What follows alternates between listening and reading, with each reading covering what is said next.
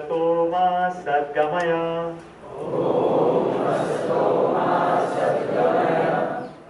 तमसो मा ज्योतिर्गमय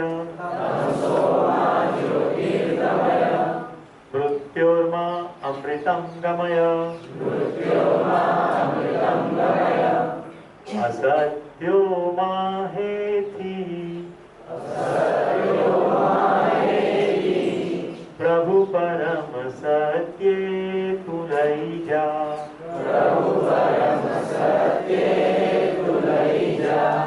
ऊंडा अंधारे थी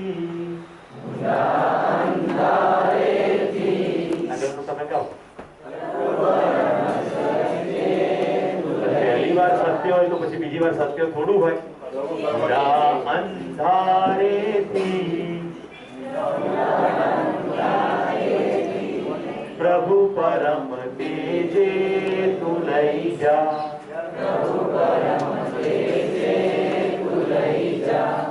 तू हीनो हूँ छू तो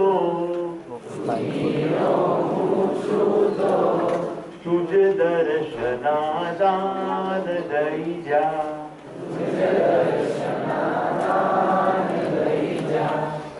એટલે પહેલી સંસ્કૃત પ્રાર્થનાનો લગભગ ગુજરાતી અનુવાદ. ચાલો આપણે સૌની યાત્રા અસત્યમાંથી સત્ય તરફ, અંધકારમાંથી પ્રકાશ તરફ અને મૃત્યુમાંથી અમૃત તરફની થાવ. તો મિત્રો, સૌપ્રથમ આ શિબિર માટે કૃતજ્ઞતા વ્યક્ત કરું છું કિરણભાઈ ચાવડાની, ઉદયભાઈ ચાવડાની, જે આ સંસ્થાના મુખ્ય અધિકારી પદે છે, જેમના આમંત્રણને માન આપીને આપણે બધા અહીંયા મહેમાન થઈને અને આમ તો પરિવારના થઈને બેઠા છીએ. કેટલાક આ એક સૃજનને મળજો બ્રેકમાં, સૃજન જરા ઉભી થઈ તારો ચંદ્રકમળ જેવું બતાવી. કેટલાકના ચહેરા ઉપર ડિફોલ્ટ હાસ્ય હોય, તો સૃજન જેવાના કેટલાકના ચહેરા નિરંતર હસતા હોય છે. તો તમામના આભાર પ્રદર્શન સાથે શિબિરની શરૂઆત કરી. મિત્રો, શિબિરમાં મારી સિવાયના તમામ પ્રબોધકો બોર્ડ વાપરતા હોય છે, એટલે સામાન્ય રીતે શિબિર 7 દિવસ હોય, કારણ કે જેટલું વિષય વસ્તુ છે એ 7 દિવસે માંડ કવર થાય. પણ મારે, કારણ કે 5મા વર્ષનો અનુભવ છે શિક્ષક તરીકેનો, એટલે મેં પાવરપોઈન્ટ પ્રેઝન્ટેશન એટલે પહેલેથી બોર્ડ લખીને તૈયાર રાખ્યા, જેથી બોર્ડ લખવામાં સમય બગડે નહીં. કેટલીક વસ્તુઓ વર્ણન કરવાને બદલે વિડીયો ક્લિપ્સની મદદ લીધી છે. પરંતુ મારે સ્પષ્ટતાથી કહેવું જોઈએ, અહીંયા જે પણ વસ્તુ વિડીયોઝ કે ઓડિયો બતાડવામાં, સંભળાવવામાં આવે એ કોઈ પણ જીવન વિદ્યાનું વિષય વસ્તુ નથી, એ જીવન વિદ્યાનો ભાગ નથી, એ માત્ર જીવન વિદ્યાના વિષય વસ્તુ તરફ અંગુલી નિર્દેશ છે. ઓકે, તો જે બોર્ડ ઉપર વર્ક થશે એટલે કે પાવરપોઈન્ટ પ્રેઝન્ટેશન, એ જીવન વિદ્યાનો વિષય વસ્તુ છે, અને એને સપોર્ટ કરવા માટે એની તરફ તમારું ધ્યાન બરાબર ખેંચાય. हिंदी में कहे तो सिर्फ ध्यानाकर्षण के लिए ये मैं दिखाऊंगा. ठीक है?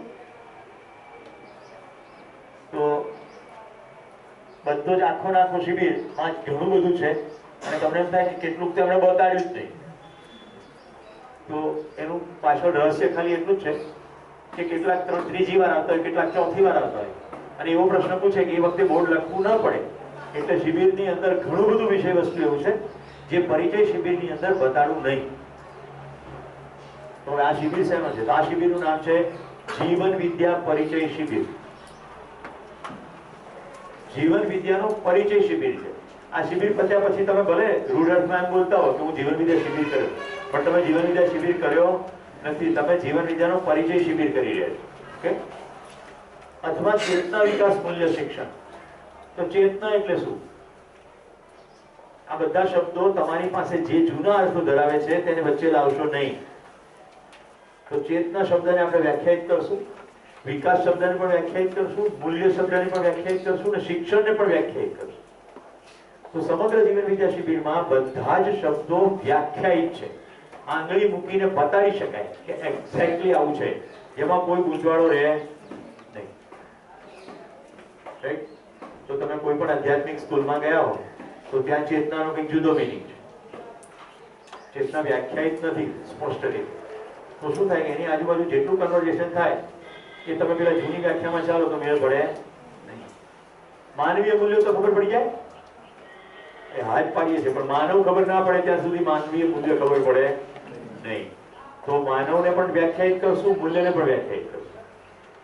પ્રણેતા એના નાગરાજ શર્માજી છે અને મને તક મળી છે કે આ અદ્ભુત વસ્તુ પેશ કરવાની. એટલે મારે નામની આગળ પ્રબોધન એટલા માટે લખ્યું છે કે જેમ પ્રયોગ એવી રીતે પ્રબોધન. હું ખાલી અહીંયાથી અવાજ કરી શકું તો બોધ થવાની પ્રક્રિયા તમારી અંદર થશે. ઓકે, હું બોધ કરાવી શકું એમ છું નહીં. કોઈ કોઈને બોધ કરાવી શકે એમ નથી. બોધ તો જાતે જ થાય. તો મારા સદભાગ્ય એ છે કે આટલું અદ્ભુત અનુસંધાન અથવા સંશોધન છે એ મને બોલવાની તક મળી છે અને હું તમારી સામે રજૂ કરું છું ત્યારે હું પોતે પહેલા સાંભળવા વાળું. મિત્રો, બે હાથ જોડીને એક પ્રશ્ન ફરી કરી દીધો. આ શિબિર માત્ર અને માત્ર જીવન વિદ્યાના ઊંડા અધ્યયનમાં મારી ગતિ થાય એના માટે. અને તમે બધા આવ્યા એટલે મારી ગતિ ઝડપી થશે. એટલા માટે તમારો સૌનો આભાર. આ શિબિરમાં એક પણ આશય એવો નથી કે તમને હું સમજાવી દઈશ. ઓકે, તો આખી ચેષ્ટામાં સમજવાની આખી પ્રક્રિયા તમારે જાતે કરવાની છે. એમાં હું તમારો સહાયક છું, કારણ કે તમે પણ મારી સમજની પ્રક્રિયામાં સહાયક છો. શિબિર શું નથી? સૌથી પહેલા તો આપણે કચરો સાફ કરી નાખીએ, પછી બેસવું કે નહીં પછી નક્કી કર્યું. યોગ પ્રાણાયામ નથી. તમારી વચ્ચેથી કોઈ પણ મહાન યોગી આવ્યા હોય, પરમ આદરણીય નાગરાજજી જેવા યોગી નહીં, બલકે બીજા બધા સમાજમાં ઘણા યોગી હોય છે, જાત જાતના ઉઠપટાંગ આસનો પ્રાણાયામો, તો એ અહીંયા મહેરબાની કરીને શિબિર ચાલુ કરશો નહીં. કારણ કે હોસ્ટેલનું સૌથી મોટું ભયસ્થાન જ આજે. અનિલભાઈ એમ કે સત્ર 8:30 શરૂ થશે તો આવા જે આવ્યા હોય ને 8ટા આપણે ચાન્સ મળી ગયો. આટલું બધું બેસ્ટ ઓડિયન્સ ક્યારે મળે? એટલે સાંજે ઘોષણા કરે સવારે હું તમને યોગાસન કરાવીશ, તો બાપુ જાળવી જાજો. એટલા માટે કે તમારી કદાચ કુશળતા હશે પણ તમને ખબર નથી કે તમે જેને પોતાના શિબિરાર્થીઓ માનો છો એનું શરીર કેવું છે. એમાંથી કોઈની એકાદી નસ બસ ખેંચાઈ ગઈ તો એનું શિબિર ડિસ્ટર્બ થઈ જશે. શિબિર પ્યોર સમજવાનું છે. અહીંયા કોઈ યોગાસન પ્રાણાયામ નથી, અહીંયા ભજન કીર્તન પણ નથી. કોઈ ઈશ્વરને અહીંયા ઇન્વાઇટ કરવાના નથી, કોઈ ઈશ્વરને ભક્તિ કરવાની નથી. હા, હું તમને થોડાક ભજનો સંભળાવીશ, કરો ગીતો પણ સંભળાવીશ, શક્ય છે ક્યાંક હિન્દી પિક્ચરના ગીતો પણ સંભળાવીશ. આમાંનું કોઈ પણ વિષય વસ્તુ નથી, પણ કારણ કે ઓલરેડી કહેવાયું છે આગળ, તો તમને ફટાક કરતું ધ્યાન ખેંચાઈ જશે. તમારી સાથે છો ને આજે બોલી રહ્યો છું એમાં? એક બાજુ તો કહે છે કે ભજન કીર્તન નથી અને બીજી બાજુ એમ કહે છે કે ભજન તો સંભળાય. બોલો સર્જન, શું ખબર પડી એમાં? ભજન કીર્તન છે ને એક બાજુ સંભળાવવાનું કહું છું, એનું શું ખબર પડી? કહો. जीवन विषय एक समझाओ. अमृत आप बताओ. भजन कीर्तन शिविर के अंतर्गत है नहीं, लेकिन मैं फिर भी भजन सुनाऊंगा ऐसा बोल रहा हूँ. उसका क्या मतलब है? हाँ, गुजराती में.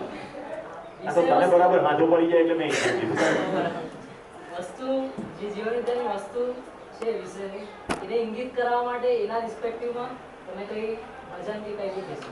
ઓકે, તમારું ધ્યાન ખેંચવા માટે તમને કહું કે નકશો પાથરવામાં આવે, એમાં નકશાની અંદર પાલનપુર બતાડીએ તો એ પાલનપુર છે ખરું? એ પાલનપુર છે? નકશામાં જે પાલનપુર છે એ નકશામાં ખાલી ટપકું જ છે, પણ એ નકશાથી તમે પાલનપુર પહોંચી શકો કે નહીં? તમારી પાસે નકશો હોય, તમે અમદાવાદમાં બેઠા હો અને તમને દેખાય કે આ રોડ સીધો પાલનપુર જાય છે, તમે રોડ ઉપર ચાલવા માંડો એટલે પહોંચી જાઓ. બસ આટલું જ. જેમ નકશાની જેટલી ઓકાત છે એટલી જ અહીંયાની કોઈ પણ વિડીયો ક્લિપની કે ભજનની ઓકાત છે. એ ગાવાથી કે રટવાથી કશી જ ખબર પડે નહીં. એકનું એક ભજન 50 વાર ગાઈ નાખો તો ખબર પડે નહીં. આજ સવારે મને ખૂબ ગમે છે એટલે મેં સાંભળ્યું, અહમદ હુસૈન અને મોહમ્મદ હુસૈન બે ભાઈઓએ ગાઈ છે ગણેશ વંદના. એટલી અદ્ભુત ગાઈ છે, એટલી અદ્ભુત ગાઈ છે કે તમને ગીતની મધુરતા માણવી હોય તો તમને પણ હું સંભળાવીશ. ઓકે, પણ એ હું વંદના ગાઈ નાખું 10 વાર 25 વાર એટલે ગણેશજી પ્રસન્ન થઈ જાય ને માગ માગ માગે તે આપું, એવું કશું થવાની કોઈ વાત અહીંયા છે. ત્રીજો મુદ્દો છે ઉપદેશ નથી. તમારે શું કરવું એવું હું અહીંયાથી એક પણ વાર કહેવાનો નથી. શું કરવું જોઈએ એ પણ કહેવાનો નથી. કોણે શું કરવું જોઈએ એવું પણ કહેવાનું નથી. અહીંયા કાર્યક્રમની અંદર કોઈ પ્રિસ્ક્રિપ્શન નથી. કોઈ કીધું જીવન કેવી રીતે જીવવું, ના. અસ્તિત્વમાં શું છે એની વાત થશે, પછી તમે જાતે નિર્ણય લેશો. દાખલા તરીકે હું તમને એમ કહું કે તારે શરીર છે અમોલા, અમોલા કે ના પાડી જ ના શકે. સવારે નાસ્તો કર્યો નથી, જો એને ના કર્યો ત્યાં નથી. બપોરે ભૂખ લાગશે, કદાચ લાગી ગયો, અને સામે ભોજન છે, પછી અમોલાએ નક્કી કરવાનું છે કે આ નાસ્તો મારે કરવો કે ના કરવો. પણ હું એમ કહી શકું કે આ નાસ્તો તારા માટે ઉપલબ્ધ છે. કેટલાને સમજણ પડે છે સાદી ભાષા? ફાલ્ગુન બરાબર ચાલી રહ્યું છે? ગુડ. અમારે સૌથી મોટું મારા માટે ભયસ્થાન ખાલી ફાલ્ગુની બેન અમૃત જ છે. મારી બેને ધ્યાનમાં રાખવાના છે કે મારથી ક્યાંક લચ્છા ના લાગી જાય. કારણ કે જે લોકો અંદર યાત્રા શરૂ થઈ ગઈ હોય એમને ડગલે ને પગલે એમ લાગે કે આ એમ કેમ બોલ્યા. તો તમને બેને પણ કહી દઉં કે આખો આશય નવા શિબિરાર્થીઓનું ધ્યાન ખેંચવાનું. મારી સિવાય લગભગ કોઈ પ્રબોધકો ઉદાહરણ નથી આપતા. કારણ કે ઉદાહરણનું સૌથી મોટું ભયસ્થાન શું છે? ઉદાહરણની દિશામાં બધા દોડવા માટે. ઓકે, તો તમે એવું નહીં કરો, એવો આશય છે. ઉપદેશ શું કામ નથી? તો દરેક વ્યક્તિ સ્વતંત્ર માનવ છે. અહીંયા બેઠેલા દરેકને કામ કરવાની, વિચારવાની પૂર્ણ સ્વતંત્રતા છે. કલ્પનાશીલતા છે અને કર્મ સ્વતંત્રતા છે. તમે ગમે તે કલ્પના કરવા સ્વતંત્ર છો અને કશું પણ કામ કરવા પણ સ્વતંત્ર. એટલે હું ખાલી તમારી સામે પ્રસ્તાવ રાખી શકું. શિબિર શું છે? પારિવારિક પ્રક્રિયા. હું આ ક્ષણથી તમને મારા પરિવારના સભ્યોની જેમ જોઈને આ 5 દિવસ શિબિર ચલાવીશ. તો પરિવારની અંદર જે રીતે પ્રક્રિયા થાય એવી રીતે પ્રક્રિયા થશે. બીજું છે પ્રસ્તાવ અને સંવાદ. જો ઉપદેશ નથી તો શિબિર ચાલશે કેવી રીતે? તો હું તમારી સામે કોઈ પ્રસ્તાવ રાખીશ. એ પ્રસ્તાવને કાં તો તમે સ્વીકારશો, કાં તો તમે નહીં સ્વીકારો. ઓકે, દરેકની પોતપોતાની સ્થિતિ પ્રમાણે ગતિ થશે. જો તમે સ્વીકારશો તો તમારી યાત્રા હજી આગળ ચાલશે. અને કહી દઉં, આજ સુધી 750 કરોડ માણસમાંથી એક પણ માણસ નકારી શકે એવો એક પણ પ્રસ્તાવ જીવન વિદ્યામાં નથી. પણ તાકાત તમારે લગાડવાની છે પ્રસ્તાવને સમજવાની. કારણ કે સર્વદેશીય, સર્વકાલિક અને સાર્વભૌમિક પ્રસ્તાવ છે. સર્વદેશીય, સર્વકાલિક અને સાર્વભૌમિક એટલે શું? પૃથ્વી ઉપરની દરેક જગ્યાએ, દરેકે દરેક માણસોને, દરેકે દરેક સમયે લાગુ પડે એવા પ્રસ્તાવ છે. કારણ તો 3 શબ્દો જ ભારે પડી જાય. કાજલનો ચહેરો એવું બતાડે છે, સમજાવો ને ફરી વાર. રાઈટ? સર્વદેશીય, આપણે દેશ, ભૂમિ અને કાળ જવા દો, આપણે સાવ દેશી ભાષામાં કહીએ 24/24 કલાક પૃથ્વી ઉપરના તમામ જગ્યાએ. એટલે ભારતીયને અહીંયાથી ઉચકી માડાગાસ્કર લઈ જાઓ તોય ચાલે, અને આફ્રિકન નિગ્રોને ત્યાંથી ઉચકી પાલનપુર લઈ આવો તો પણ ચાલે. એના દેશમાં તો ચાલે, એને ઉચકી નહીં લાવો તો પણ ચાલે. સર્વકાલિક, બધા જ સમયે, બધા જ સમયે, બધા જ સ્થળે, બધા જ માણસોને જે ઉપકારક છે એવા પ્રસ્તાવો અહીંયાથી મૂકવામાં આવશે. હવે સંવાદ એટલે શું? ચલો કહો, સંવાદ શરૂ કરી દઈએ. બોલો, સંવાદ એટલે શું? પ્રિય અમોલા, સંવાદ એટલે શું? એવું કે છે કે આમને સામને બે પક્ષથી થતી વાતચીત એટલે સંવાદ. યસ, એક જ વિષય ઉપર બંને પક્ષ તરફથી રજૂ કરવામાં આવતા દ્રષ્ટિબિંદુઓ. એક જ વિષય ઉપર બે પક્ષ તરફથી રજૂ થતા દ્રષ્ટિબિંદુઓ. બોલો પ્રાંશુ, તમે ઘણું અપડાઉન કર્યું છે. તમારો પણ ખૂબ ખૂબ આભાર. મારી એક જ આજ્ઞા ઉપર તમે ઘણા બધાને પાલનપુરથી લાવી આપ્યા, એ બદલ ધન્યવાદ. બોલો, સંવાદ એટલે શું? બે જણ વચ્ચે થતી વિચારોની આપ અને લે. તું મને આપ અને હું તારી જોડથી લઉં. બોલો ધવલભાઈ. સંવાદ એટલે કોઈ એક વિષય ઉપર બે જણા પોતપોતાના વિચાર રજૂ કરે એને સંવાદ કહે છે. કોઈ એક વિષય ઉપર બે જણા પોતાના વિચારો રજૂ કરે. તો શું છે કે જીવન વિદ્યાના બધા જ પ્રસ્તાવોમાં શબ્દની સ્પષ્ટતા હોવી જોઈએ. તો સંવાદ શબ્દની પણ સ્પષ્ટતા જોઈએ. આપણે બાજુનું લઈ લઈએ, પછી સંવાદની પણ સ્લાઇડ બતાવો. વાદ, વિવાદ અને સંવાદ એ ત્રણેયને સમજવાના છે. અહીંયા લખ્યું છે જીવનલક્ષ સંદર્ભ. જેટલી પણ વાત શિબિરમાં થશે એ આપણા જિંદગીના લક્ષ્યના સંદર્ભમાં છે. આપણે કઈ દિશામાં જઈ રહ્યા છીએ, રાઈટ? આપણે આઈપીએસ થવાનું લક્ષ્ય છે, શું એ જ જિંદગીનું લક્ષ્ય છે કે કોઈ બીજું લક્ષ્ય છે? લક્ષ્યના સંદર્ભમાં વાત છે. અને હું તમને લક્ષ્ય નહીં આપું, લક્ષ્યના સંદર્ભમાં વાત કરીશ, તમારી અંદર લક્ષ્યની સ્પષ્ટતા થશે. તો વાદ વિવાદને સંવાદ જોઈએ. તમારી સામે છે વાદ એટલે આમ હોવું જોઈએ, જેમ કે ભૌતિક વાત, જેટલું ખવાય એટલું ખાઓ. તો લગ્નની અંદર જાઓ તો સિરામિકની ભલે 1.5 કિલોની પ્લેટ હોય, એને પૂર્ણ રીતે ભરવી એવું કંકોત્રીમાં લખેલું છે. બધી જ આઈટમો લેવી અને પછી નટ બજારિયાના ખેલની જેમ પ્લેટ પડી ના જાય એનું ધ્યાન રાખવું. ભૌતિક વાત, રાઈટ? અધ્યાત્મવાદ, આ બધી ભોગની દુનિયા નકામી છે, રાઈટ? બધું છોડી દો, ત્યાગ કરો. એ ભાઈ એક બીજો વાત. સમાજવાદ, સામ્યવાદ, નક્સલવાદ, આમ હોવું જોઈએ. એક ફિક્સ દ્રષ્ટિબિંદુ એટલે વાદ. વિવાદ એટલે માત્ર હું કહું તેમ આમ જ હોવું જોઈએ. એક વ્યક્તિ બોલે તો સામે વિવાદ ક્યારે થાય? સામેવાળી વ્યક્તિ શું કહે? ના, આમ જ સાચું છે. અત્યારે તમે ખાલી કલ્પના કરો, ઘરની અંદરના તમામ કલહ, સમાજની અંદરના તમામ સંઘર્ષ અને બોર્ડર ઉપરના તમામ યુદ્ધ માત્ર ને માત્ર વિવાદ છે. જો તમારે જોવાનું છે અંદર, મેં કીધું ને બધું જોવાનું છે. હું એમ કહું છું કે આ તમામ પ્રકારના કન્ફ્લિક્ટ્સ માત્ર ને માત્ર વિવાદની અભિવ્યક્તિ છે. મને એવું દેખાય છે. એક ભાઈએ બીજા દેશમાં જઈને એક ટાવર તોડી નાખ્યું, 9/11, અને અસંખ્ય લોકો મૃત્યુ પામે. એને શું કહ્યું કે અમેરિકન જીવનશૈલી છે યોગ્ય નથી. જીવવાની શૈલી તો આવી જ હોવી જોઈએ. આજે પણ આપણી કેટલી બધી બહેનો અમુક પ્રકારના ખાસ કપડા પહેરવા પડે છે. એમણે ભારતમાં, ભારતની બહાર, હું જે કહી રહ્યો છું એનો ખ્યાલ આવે છે? અમુક જ કપડા પહેરાય ને અમુક કપડા ન પહેરાય, એવું સ્પષ્ટ છે કે નહીં? વાદ, એ વાદને અમલ કરવા વાળા એને વિવાદના સ્તરે લઈ ગયા છે. જો નહીં પહેર્યું, શૂટ. ભણવા મોકલાય નહીં, શૂટ. મલાલા, રાઈટ? ભણીશ કીધું એટલે એ બન્યું. તો વિવાદનું પરિણામ હંમેશા તમામ પ્રકારના કલહ, સંઘર્ષ અથવા યુદ્ધમાં છે. સમાજ, ચાલો સાથે મળીને જોઈએ કે ખરેખર શું છે. હવે જો મેં શું છે ને બ્લુ કલર કર્યું, મહેરબાની કરીને હું જે નથી બોલતો એ ના સાંભળતા. શું હોવું જોઈએ એવું નથી લખ્યું અહીંયા. શું છે, વોટ ઇઝ. સમગ્ર અસ્તિત્વમાં શું છે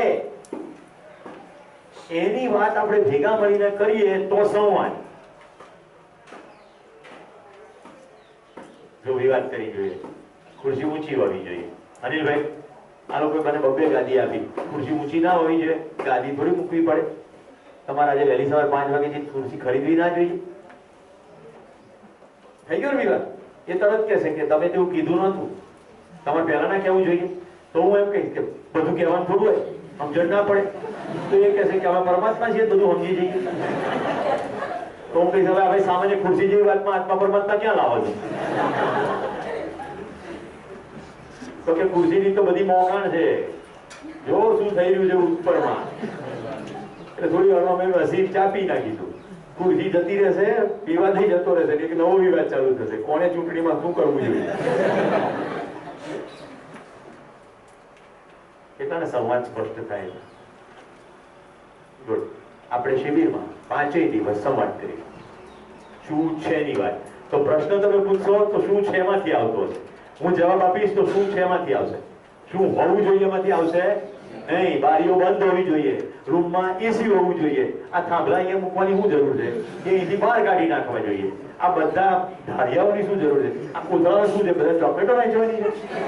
અહીંયા બધા સુંડલા શું કામ રાખે છે? સુપડા શું બધે બપોર પછી વાવલવાનો કાર્યક્રમ છે? આ બધું જોઈએ માંથી આવે. આવું હોવું જોઈએ નહીં. તો હે વાલા મિત્રો, હોસ્ટેલ ઉપર જાઓ, ત્યારે ગાદલું આવું હોવું જોઈએ, પલંગ આવો હોવો જોઈએ, ગીઝરની સ્વિચ નીચે હોવી જોઈએ, મને દેખાવી જોઈએ, પાણી ગરમ હોવું જોઈએ, નાસ્તામાં ચાય હોવી જોઈએ, દૂધ હોવી જોઈએ, કોફી હોવી જોઈએ, બોર્નવિટા પણ હોવું જોઈએ.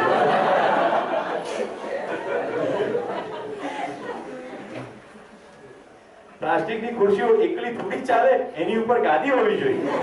એની ઉપર લગ્નમાં પેલું સફેદ પહેરાવે છે ને જબ્બો, ખુરશીને જબ્બો પહેરાવતા મેં તો અમદાવાદમાં જ જોયા. આખો જબ્બો પહેરાવી દીધો.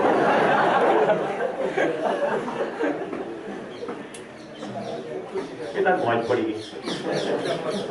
205 દિવસ આવો ટેસ્ટ રોજ કરવાનો. અને હું એકેય જોક નહીં કહું, ખાલી છે એની જ વાત કહી. ઓકે, શું છે તો માનું છું બધાને સંવાદ સમજાયો છે. અહીંયા હું સંવાદ શબ્દની વ્યાખ્યા કરું છું. સંપૂર્ણતાના અર્થમાં વાદ, એનું નામ સંવાદ. કોઈ સંપૂર્ણતાની વાત કરતા હોઈએ આપણે પરસ્પર સાથે મળી. ચલો હું અનિલભાઈ બંને સંવાદ કરીએ છીએ.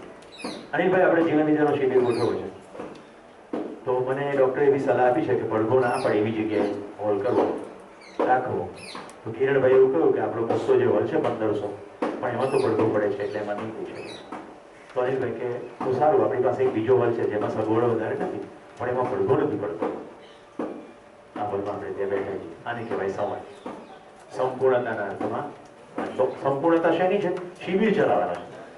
ઓકે, શિબિરની અંદર આપણે લક્ઝરીની અપેક્ષા નથી, દિવાલોની કોઈ વિશેષ અપેક્ષા નથી. આવી બધી છાજલીઓ પર કશું પડ્યું હોય ના પડ્યું એનાથી આપણને કશો ફેર પડતો. ક્લિયર છે બધા? આ થયો સંપૂર્ણતાના અર્થમાં વાત. આ નાનકડી સંપૂર્ણતા છે. આ શિબિર પૂરતી સંપૂર્ણતા છે. હવે આ અસંખ્ય શિબિરો, અસંખ્ય અભ્યાસક્રમો, એ જે મોટી સમગ્રતા થઈ. ઓકે, મલ્ટિપલ કોલેજો, મલ્ટિપલ અભ્યાસક્રમો, મલ્ટિપલ યુનિવર્સિટીઓ, હજી મોટી સમગ્રતા થઈ. એમ કરતા કરતા કરતા આખા અસ્તિત્વને આવરી લઈએ. એટલી મોટી સમગ્રતા સુધીની જ્યારે સ્પષ્ટતા સાથે વાત થાય ત્યારે એને સંવાદ કહેવાય.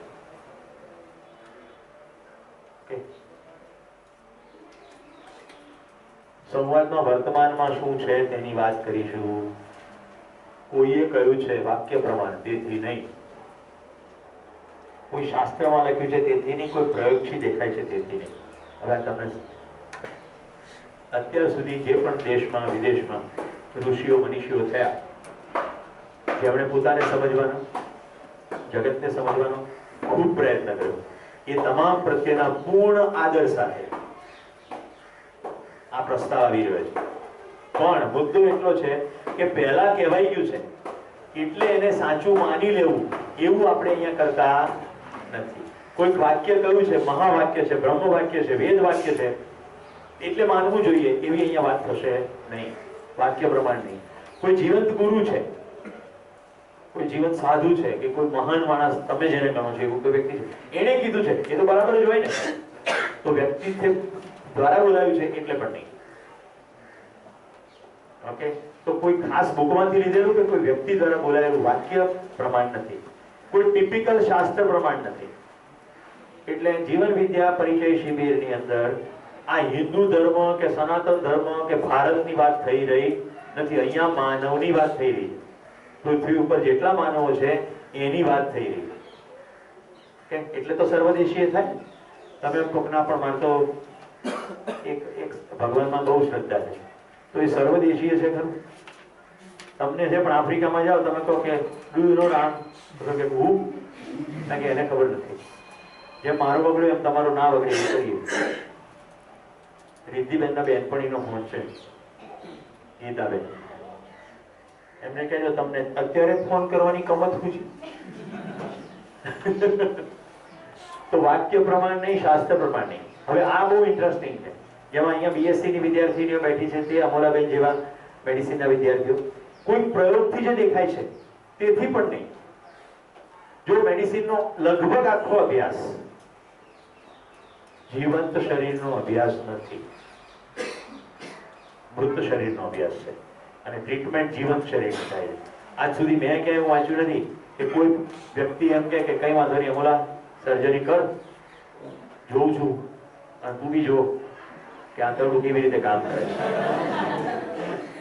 તો આંતરડા અને અમોલાને સમજવું હશે તો એનેટોમી વિભાગમાં જઈને કોઈ કે ડેડ બોડી આપ્યું છે એ ડેડ બોડીને ચીરવામાં આવશે અને એની અંદરના ઓર્ગન જોવામાં આવશે, એનો સંપૂર્ણ અભ્યાસ થશે અને એને આધારે દવાઓ નક્કી થશે. એટલે એક પણ પથી પોતાની અંદર સંપૂર્ણ નથી. અહીંયા આયુર્વેદ પણ છે અને એલોપેથ પણ છે, હું માનું છું. બીજા ઓલ્ટરનેટિવ હિલિંગ, રેકી, પ્રાણિક, આ બધી જ પથી કોઈ એક વ્યક્તિને લાગુ પડી જાય એટલે બધાને એક સરખી લાગુ પડતી નથી. મેં અમદાવાદના ENT એક્સપર્ટ, મારું ગળું જ્યારે સાવ સરસ હતું ત્યારે એમને મળવા ગયો, doctor Nandlal Manseta, senior doctor. અને તમારા વિશે સાહેબ મેં ખૂબ સાંભળ્યું છે અને મારે વર્ષો સુધી કામ કરવું છે, તો મારે શું કરવું જોઈએ? એને મને કીધું, સૂતી વખતે હળદર વાળું દૂધ પીવાનું. એલોપેથી ડૉક્ટર આયુર્વેદનો રેફરન્સ કરે છે. અત્યારે જીવન વિદ્યામાં અધ્યયનમાં મારી સાથે છે એક ભાઈ છે, ડૉક્ટર સંજય શાહ, ગાંધીનગરમાં રહે છે. એલોપેથ ડૉક્ટર છે, સર્જન છે, રાઈટ. મેં કીધું કે આજકાલ મને આ વાયરલ ફાયરલના બધા બબાલો થાય છે ગળામાં. મને કે સીતોપલાદીનો એક ડોઝ કરી નાખો, સીતોપલાદી ચૂર્ણ. એલોપેથ ડૉક્ટર છે એ કે અમે બધા ઘરમાં સીતોપલાદી જ ખાઈએ. એકદમ શું કહેવાય, જટિલ વનસ્પતિમાંથી બનતી વસ્તુ છે, જ્યારે એલોપેથીની બધી મેડિસિન એ પણ વનસ્પતિમાંથી બને પણ બધી ફાઇન થયેલી છે, કેમિકલ પ્રોસેસથી એકદમ ફાઇનર એલિમેન્ટ શોધવામાં આવે. એક પથી એવું કહે છે કે રોગના જીવાણુ ઉપર કામ કરો, બીજી પથી એવું કરે છે કે જીવાણુ જે ઘરમાં નિવાસ કરે છે ઘર ઉપર કામ કરો, ત્રીજી પથી એવું કહે છે કે આ ઘરની અંદર ફેરફારો થયા કરે છે, બારી બારણા ઉગાડવાસ થાય છે, તે બારી બારણા ઉપર કામ કરો. ઘર એટલે આ શરીર, બારી બારણા તમને ખબર છે ને, અંદર જે આવન જાવન થાય છે એની ઉપર કામ કરો. એક પછી એવું કહે છે કે અંદર પંખોની એસી ચાલુ છે, એસી નું ફિલ્ટર ચોકઅપ થઈ ગયું છે અને પંખો વધારે પડતી સ્પીડમાં ફરે. આ પંખો અને એસી, તો એની ઉપર કામ કરો. એક ભાઈ મને મળી ગયા લેહ લડાખની અંદર, એ મને કે બધા જ પ્રશ્નોની દવા એક જ છે, શું? ધ્યાન. રાઈટ. અનિલભાઈને ખબર છે, આપણા ભાઈ ઉદયભાઈએ કેટલા વર્ષો ધ્યાન કર્યું છે, ઓકે, અને હજી ધ્યાન કરે છે. ધ્યાનથી આપણી સ્વસ્થતા અદભુત છે, પણ બીમારી એ પ્રોસેસ, શરીરની પ્રોસેસ છે એ સદંતર જુદી વસ્તુ. તો મિત્રો, કોઈ પ્રયોગથી દેખાય છે તેથી નહીં, લેબોરેટરીની અંદર એવી કેટલી વસ્તુઓ છે. આ ઇવન આ રૂમની અંદર હવા દેખાય છે પણ ચેક કરી ને તમે ડિસ્ટિંક્ટિવ કરી શકો છો કે આમાં ઓક્સિજન છે, પણ લઈ રહ્યા છીએ તો કેટલીક વસ્તુ પ્રયોગથી પકડાય છે, કેટલીક વસ્તુ પ્રયોગથી પકડાતું નથી. તો દ્રષ્ટિગોચર એટલે આંખથી દેખાય એની અહીંયા સીમા આપણે સ્વીકારી ચાલીએ છીએ, એટલે એટલું સાચું છે એમ નહીં. તો કઈ રીતે જોશું? તો સ્વયંના અધિકાર વડે તપાસશું. મારો અધિકાર. તો મિત્રો, ઇન્ટરેસ્ટિંગ વાત કરું, અત્યાર સુધી જેટલા પણ સબ્જેક્ટ પૃથ્વી ઉપર છે એ બધા માને છોડીને બહારનો અભ્યાસ છે. માણસનું ઓબ્જેક્ટિવ અધ્યયન સિસ્ટમેટિકલી થયું નથી. છૂટક છૂટક થયું છે, અધ્યાત્મના ક્ષેત્રમાં છૂટક છૂટક થયું છે, પણ સંપૂર્ણ અધ્યયન થયું નથી. તો સામે જે દેખાય છે એનું અધ્યયન થયું છે, પણ જોનારનું અધ્યયન થયું નથી. અધ્યયન સમજાય છે ને, સ્ટડી, એનો અભ્યાસ નથી થયો. હવે જોજો, મારી સામે રસગુલ્લા પડ્યા છે, ખવાય કે ના ખવાય? તરત દાબાડી દીધી. ભાઈ, ડાયાબિટીસ હોય તો રસગુલ્લા પોતે મારા માટે ફાયદાકારક નથી. તો એ થયું માણસનું અધ્યયન. આપણે રસગુલ્લામાં માસ્ટર છીએ, ગુલાબ જાંબુમાં માસ્ટર છીએ. આપણે એક કોન્ફરન્સમાં જવાનું થયું તો ત્યાં મને એક થેલી પકડાઈ, ત્યાં ગિફ્ટ છે. મેં જોયું તો તલોદ, અને અંદર જોયું તો તલોદના 3 પ્રકારના આટાનું પેકેટ હતા. તલોદનો હાંડવો, એટલે ડાયરેક્ટ સીધો હાંડવો બની ગયા. એટલે પદાર્થોનું અધ્યયન છે. જો હવે ઇન્ટરેસ્ટિંગ વસ્તુ, ફિઝિક્સ એ બીજું કશું જ નથી, બલકે પદાર્થોની ગતિ અને મૂવમેન્ટનું અધ્યયન છે. કેમિસ્ટ્રી એ બીજું કશું જ નથી, પણ પદાર્થોની ઇન્ટરપ્લેનું અધ્યયન છે. બાયોલોજી બીજું કશું જ નથી, પણ પ્રાણ કોશિકાઓની અંદર ચાલતી પ્રક્રિયાઓ અને એનું જે બિહેવિયર છે એનું અધ્યયન છે. મેડિસિન એ બીજું કશું નથી, પણ આખું શરીર જે પ્રાણ કોશિકાઓનો સમૂહ છે એ કઈ રીતે કલેક્ટિવલી કામ કરે છે એનું અધ્યયન છે. ફિઝિક્સ, કેમિસ્ટ્રી, બાયોલોજી, તમામ શાસ્ત્રો. હવે તમે કહો સાયકોલોજી તો માણસનું અધ્યયન છે, એટલે મેં શબ્દ વાપર્યો તો ટુકડામાં. કૂતરા ઉપર પ્રયોગ કરવાના અને એમાંથી જે તારવણી નીકળે એ માણસ ઉપર બેસાડવાય. Pavlov condition. કેટલા લોકો બીએડ માંથી આવે, એજ્યુકેશન અથવા ફેકલ્ટી તો બધા જાણીને ભણે જ છે. પાવલોવિયન કન્ડિશનિંગ. પાવલો નામનો માણસ કૂતરાની સામે બિસ્કિટ મૂકે એટલે કૂતરાના મોઢામાંથી લાળ પડે. પછી એને છે ને ઘંટડી પર વગાડવાનું ચાલુ. બિસ્કિટ આપે, ઘંટડી વગાડે. બિસ્કિટને જોઈને તો લાળ પડતી હતી. એક દિવસ બિસ્કિટ ના મૂક્યું અને ખાલી ઘંટડી વગાડી, હવે કૂતરાના મોઢામાં લાળ પડી. એમાંથી એને શોધી કાઢ્યું કન્ડિશનિંગ, અને પછી એ માણસ ઉપર છાપી દીધું. માણસને માટે પાવલોવિયન કન્ડિશનિંગ આવો કન્સેપ્ટ છે. તો મૃત શરીરોના અભ્યાસથી મેડિસિનનું આખું સાયન્સ જીવંત માણસ પર કામ કરે. એ જ રીતે પ્રાણીઓના અભ્યાસથી જે મન સમજાયું છે એ મનને માણસને પણ પ્રાણી ગણીને એની ઉપર ઇમ્પ્લિમેન્ટ કરવામાં આવે. તો માણસનું આ રીતે ઓબ્જેક્ટિવ અધ્યયન થયું નથી તો કેવી રીતે કરવું? માણસનું અધ્યયન કેવી રીતે થાય ભાઈ? માણસનું અધ્યયન કરવું છે. કેમિસ્ટ્રીનું પદાર્થનું અધ્યયન કરવું છે. તમે લેબોરેટરીની અંદર બે વસ્તુ ભેગી કરશો, હાઇડ્રોજનનો ગેસ લીધો, ઓક્સિજન ગેસ લીધો, પછી બેને ભેગા કરે તો ધડાકો થયો, કાચનો ફ્લાસ્ક તૂટી ગયો અને પાણીના ટીપા થઈ ગયા એટલે ખબર પડી ઓ આ બે ગેસ ભેગા થાય તો પ્રવાહી થાય છે. ચાકી ટેસ્ટ કરી જોયું પાણી છે, બીજું કંઈક તો નથી. હવે મને કોઈ માણસનો અધ્યયન કેવી રીતે થાય?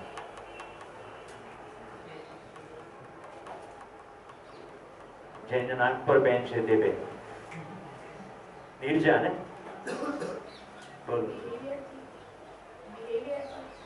માણસના વર્તનથી એક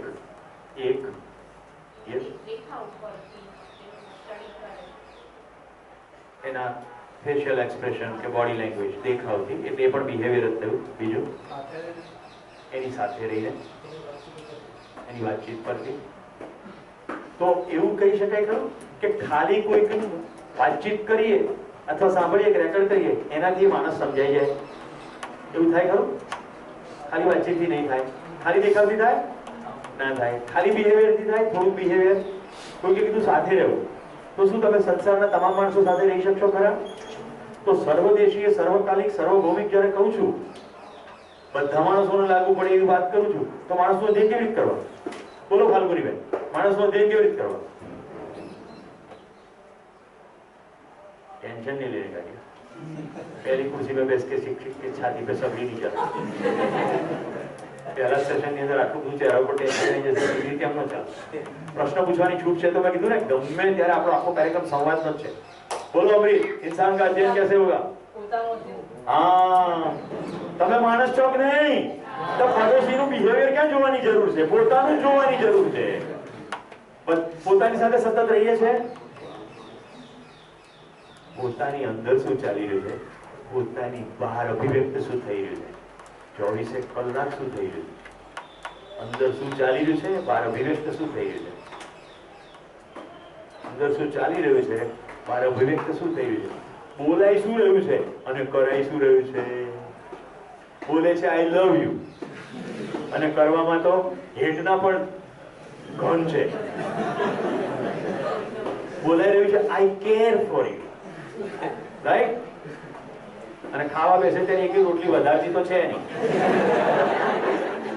લો આપણે ગાંઠિયા વધ્યા કઈ આઈ કેર ફોર યુ. બોલવામાં તો કે આઈ મિસ યુ, અને બરાબર એ વખતે પિક્ચરની ટિકિટ લઈને પિક્ચર જોવા બેઠા છે, ત્યાંથી મેસેજ કરે આઈ મિસ યુ. અરે ક્યાંથી મિસ હોય? જંગલ જેવી ફિલ્મ ચાલતી હોય ક્યાંથી તમે મિસ કરો?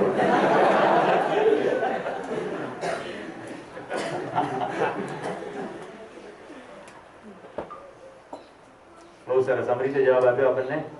માણસનું અધ્યયન કરવાનું એટલે પોતાનું અધ્યયન કરવાનું. પોતે શું કરે છે, વિચારે છે, બોલે છે, રાઈટ? એટલે અહીંયા શબ્દ છે સ્વયંના અધિકાર વડે તપાસીશું. તો ત્રણ બાબતો છે એમાં: નિરીક્ષણ, પરીક્ષણ અને સર્વેક્ષણ. વોટ ઇઝ નિરીક્ષણ? પોતાની અંદર જોવું એટલે નિરીક્ષણ. સાથીની સાથે એનું વેરિફિકેશન કરવું એટલે પરીક્ષણ. ભાઈ કુશલ, મને આ વસ્તુ પર ગુસ્સો આવે છે, તને આવે છે? એને કહેવાય પરીક્ષણ. મને ગુસ્સો આવે છે, તને આ વસ્તુ પર ગુસ્સો આવે છે, પરીક્ષણ. સર્વેક્ષણ. સમાજની અંદર એક બે નહીં, ખૂબ બધી મોટી માત્રાની અંદર એમ થાય છે ખરું, તો એ દરેક માણસને લાગુ પાડી શકવાની પોસિબિલિટી ખીલે. આપણે 750 કરોડની વાત કરીએ તો દરેક માણસને લાગુ પાડવું હોય તો પોતાનાથી શરૂ કરીએ, પોતાના સાથી સાથે વેરીફાઈ કરીએ અને સમાજની અંદર સર્વે કરી જોઈ લઈએ તો થઈ જાય. તો અહીંયા જે પણ સંવાદમાં મૂકીશું એ બધું સ્વયંના અધિકાર વડે તપાસીશું. એટલે મેં કહ્યું કે શિબિર એ મારી ગતિ માટે છે અને એક્ઝેક્ટલી તમારી ગતિ માટે પણ. જો પોતાનામાં જુઓ તો શિબિરની પ્રક્રિયા વંચાય છે ને ફાલ્ગુનીબેન? અનિલભાઈ વંચાય છે? મને લાગે છે નેક્સ્ટ શિબિરમાં હું હજાર મોડું કરી નાખીશ. પ્રસ્તાવ આમ તો તમારે જેવાને રિસર્ચમાં આપીએ તો તમે મોટું કરી શકો છો. કોમ્પ્યુટર વાળા, આઈટી વાળા તો ઘણા છે, આઈટી એન્ડ એક્સપર્ટ. પ્રસ્તાવ, પ્રપોઝિશન. તમારી સામે એક પ્રસ્તાવ મૂકવામાં આવશે. કોલેજ કેમ્પસમાં તો બહુ મૂકતા હોય છે કે મેં એને પ્રપોઝ કર્યું. એકચ્યુઅલી પ્રપોઝ કર્યું નથી હોતું, સુધી ડિમાન્ડ જ કરી હોય છે. એટલે ત્યાંથી ડિમાન્ડ ઠુકરાવવામાં આવે. હું તમને કહું, જો પ્રસ્તાવ મૂકવામાં આવ્યો હોય તો તાકાત નથી એને ઠુકરાવાય તરત. ઓન ધ સ્પોટ ના ઠુકરાવાય. કારણ કે પ્રસ્તાવની જે ભાષા છે એ સંવાદની તરફ લઈ જનારી ભાષા છે.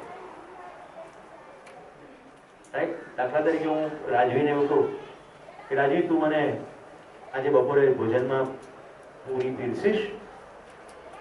તો પ્રસ્તાવ છે. તમે મને કહો બપોરે ભોજનમાં પૂરી તો પીરસવી જ પડશે તારે. પ્રસ્તાવ છે. તું ખાય કે ના ખાય, બપોરે પૂરી જોઈએ. પછી કે મેં તો પ્રસ્તાવ મૂક્યો. પ્રસ્તાવ છે. ઘણી બહેનો ઘરે પોતાના પતિને આગળ પ્રસ્તાવ મૂકે કે સાંજે શું જમશો? એટલે પતિ કે આ તો કે એનો તો મેળ પડે એવો નથી. આને પ્રસ્તાવ કહેવાય? મારો જેવો પતિ કે ભાખરી શાક, કે શાક તો દૂધી છે, દૂધી તમને ભાવતી નથી. તો એક કામ કરો, દૂધીના મુઠિયા બનાવો. મુઠિયા બનાવતા વાર થાય, તમને કકડી ભૂખ લાગી તો થાય એવું શું છે? ખીચડી. તો પહેલેથી જ કહું કે ખીચડી કેટલા પ્રસ્તાવ થઈ ગઈ. તો 5 દિવસ હું તમારી સામે પ્રસ્તાવ મૂકી. ઓકે, આવો નહીં. અને અનિલભાઈ સવારે તમારી સામે નાસ્તાનો, બપોરે ભોજનનો અને સાંજે ફરી પાછો વાળનો પ્રસ્તાવ મૂકશે. તે જરૂરી નથી કે પ્રસ્તાવ મૂકે એટલે તમારે ખાઈ જ લેવું. આમ તો કોઈ કહેતા નથી, પણ હું કહેવાનું પસંદ કરું છું. બપોરે ભોજનનું હું તમને લાંબો વિરામ આપું છું. એટલા માટે કે બાય ચાન્સ પણ તમારાથી થોડું વધારે ખવાઈ ગયું હોય તો વામકુક્ષી કરી લો. એટલે બપોર પછી આવો તો આપણે ક્લાસ મોડે સુધી ચલાવી. અને ઉજાગર થયો હોય, રાત્રે વહેલું મોડું આમ તેમ, તો બપોર તમને થોડો આરામ પડી જાય. પણ છતાંય મારી રિક્વેસ્ટ એવી જરૂર છે કે બપોરે એટલું ખાંસીને ના ખાશો કે એનો આંકડો 4:30-5 સુધી. કારણ કે નહીં તો તમારે બધા પ્રસ્તાવ અહીંથી નીકળશે, પેલા સીધા બારીથી બહાર જતા. શિબિરની પ્રક્રિયામાં માનવાની જબરદસ્તીનો અભાવ છે. હું કશું મનાવવાનું કોશિશ કરીશ નહીં. જો મિત્રો, મેં કીધું હું પણ વિદ્યાર્થી છું અને પ્રબોધન છું, એટલે હું બધામાં પાર ઉતરી ગયો છું એવું નથી. એનું નામ તો સાધના જ. ઓકે, તો ક્યાંક મારાથી આવેશિત રીતે વ્યક્ત થવાય તો એની પાછળ આશય ગુસ્સો કરવાનો કે અણગમવાનો નથી, એટલું ધ્યાન રાખજો. એનો એટલો મતલબ થાય છે કે હજી મારી પૂર્ણતા થઈ નથી એ વાતને પ્રસ્તાવના સ્વરૂપમાં મૂકવાની. એટલે પ્રસ્તાવમાં સંવાદ થતા કોઈ જગ્યાએ સંવાદ અટકી જાય છે એવું બનવાને સંભવ છે. તો મારો ઇન્ટેન્શન અત્યારથી સ્પષ્ટ કરી દઉં છું કે તમને જબરદસ્તી મનાવવાનો કોઈ આશય નથી. જાણવાની પ્રક્રિયા છે. ઓકે, માનવું અને જાણવું બે અલગ છે. પ્રસ્તાવ અને તપાસ. હું જે પ્રસ્તાવ રાખું તેને તમે જો તપાસજો, જો યોગ્ય લાગશે તો તમે સ્વીકૃત કરી શકશો. પ્રસ્તાવ રજૂ કરવામાં હું મારી પૂરી નિષ્ઠા રાખું અને તપાસવામાં તમે પૂરી નિષ્ઠા રાખશો એવા વિશ્વાસ સાથે હું પ્રસ્તાવ મૂકું છું. તો મિત્રો, તમારે આ તબક્કે જાણી લેવું જોઈએ કે તમારી સામે પ્રસ્તાવ મૂકનાર વ્યક્તિ કોણ છે. તો એક માનવ છું જેને પૃથ્વી ઉપર સુરેશનું નામ આપવામાં આવ્યું. ઓકે, પરિવારમાં એક પત્ની છે, 2 બાળકો છે. દીકરી ભણી ગઈ છે, દીકરો મિકેનિકલ એન્જિનિયરિંગના 4થા વર્ષના ફાઇનલ સેમેસ્ટરમાં ગાંધીનગરમાં ભણે છે અને મારી સાથે રહે છે. વ્યવસાય હું કોર્પોરેટ મેનેજમેન્ટ ટ્રેનર તરીકે કામ કરું છું, જેમાં દેશની નેશનલ અને મલ્ટીનેશનલ કંપનીઓના જે ટોપ મેનેજમેન્ટના માણસો હોય, લીડર્સ, એ લોકોને ટ્રેનિંગ આપવાનું, જેથી કરીને એમનો વ્યવસાય કઈ રીતે ઇફેક્ટિવલી કરી શકે એ શીખવવાનું કામ છે. એવું 2 રીતે કરું છું, સલાહ પણ આપું છું અને તાલીમ પણ આપું છું. મારી બીજી 2 પ્રિય પ્રવૃત્તિ કરું છું ગુજરાત રાજ્યના 2 મહત્વના ડિપાર્ટમેન્ટો, એક એજ્યુકેશન ડિપાર્ટમેન્ટ અને પોલીસ ડિપાર્ટમેન્ટ. આ બંને લોકોથી પ્રેમ કરવો જોઈએ અને બધા લોકો આ બે ચીજ ડરે છે.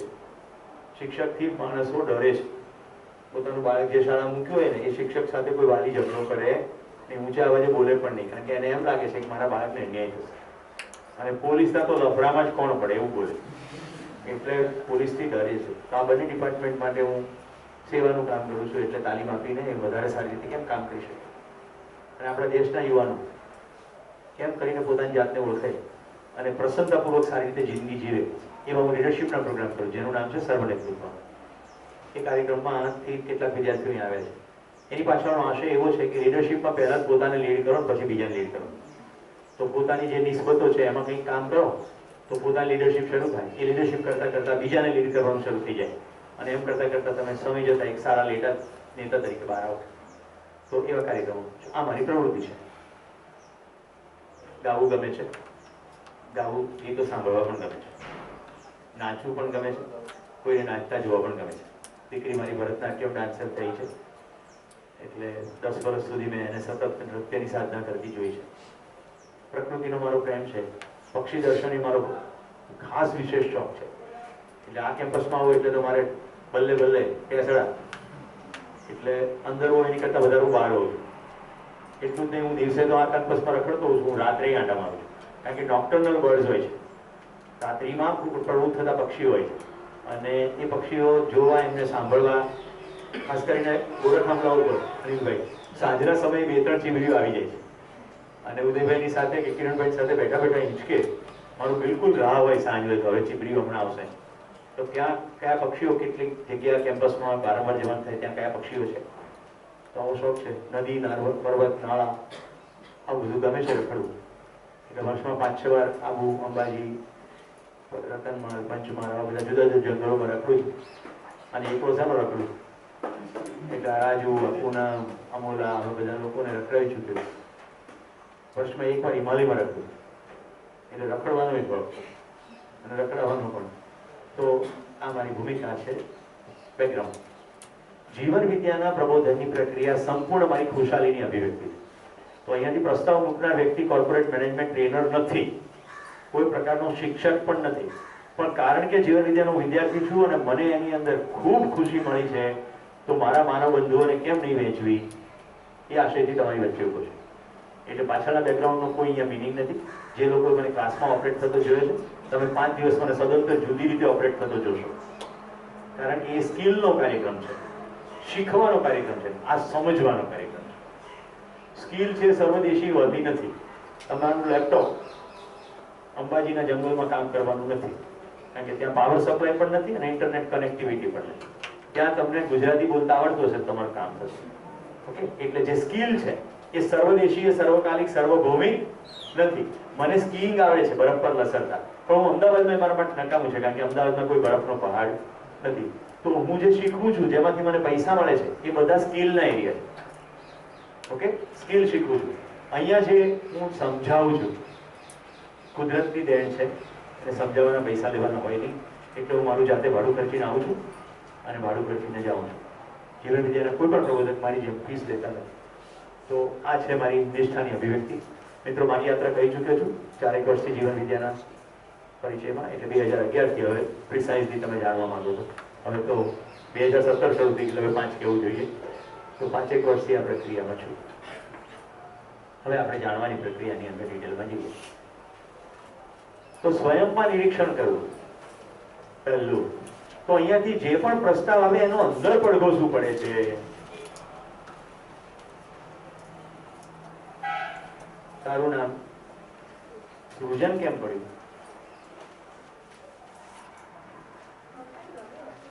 આને કહેવાય પડઘો. ઓકે, પપ્પાને ગમ્યું હશે, મેં તો ખાલી અહીંયાથી અવાજ કર્યો છે, એનો અંદર જે પડઘો પડ્યો તે પ્રમાણે હવે બહાર અભિવ્યક્તિ થઈ. શું દરેક વખતે આવા સવાલનો તે આવો જ જવાબ આપ્યો હશે ખરો? આવો સવાલ કોણે પૂછ્યો છે, ક્યારે પૂછ્યો છે, કયા પશ્ચાત ભૂમિકાથી પૂછ્યો છે? કિશન, તારું નામ કિશન કેમ છે? પૃથ્વી પર આવતા પહેલા તે નામ હતા ભાઈ. વાંસળી વાળો ના મળે તો આને મળી લેજો.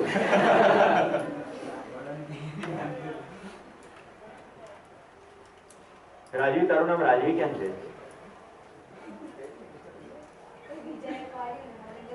એ બીજો કોણ છે? બીજો હું છું એમ નથી કહેતી ડાયરેક્ટ. એના પિતાશ્રી આપેલું નામ પૂનમ છે, પણ હું પણ એનો બાપ છું એટલે મેં એનું નામ પાડ્યું છે રાજવી. કેવું લાગે? સરસ છે ને? જો વચ્ચે અહીંયા વાત સંવાદની જ થઈ રહી છે, હું એમ કહું છું સરસ છે, ના સરસ લાગતું હોય તો ના પડે ને તો સંવાદ થાય. નીચે મુંડી હાયા કરે છે અંદરથી ના ચાલતી હોય તો અત્યારે હું એ કહી રહ્યો છું કે સ્વયંમાં નિરીક્ષણ. હું જે બોલું છું એનો તમારી અંદર પડઘો શું પડે છે? જો બીજા થોડા વાક્ય બોલું. પૃથ્વી ઉપર જો શ્રેષ્ઠતમ કોઈ મીઠાઈ હોય તો એ રસગુલ્લા છે. અને રાજુ રસગુલ્લા લાવવાને બદલે ચીક્કી લાવ્યો છે.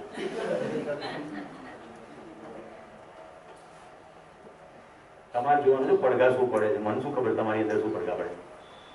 રાજુની અંદર એવો પડઘો પડે, કીધું હોત તો રસગુલ્લા લાવે. અહીંયા મેં ફોન કરીને કહ્યું કે ચીકી લાવવું એટલે મેં કીધું હા. મેં કઈ એને એવું ના કીધું કે બીજા વિકલ્પો ચલો વિચારીએ. રાઈટ? હું એક નંબરની મૂર્ખ આઈટમ છું. જ્યારે કોઈ આવી રીતે પ્રસ્તાવ મૂકે ત્યારે તો સારો પ્રસ્તાવનો સ્વીકાર કરવો જોઈએ. એનીવે, મુદ્દો સમજાણો?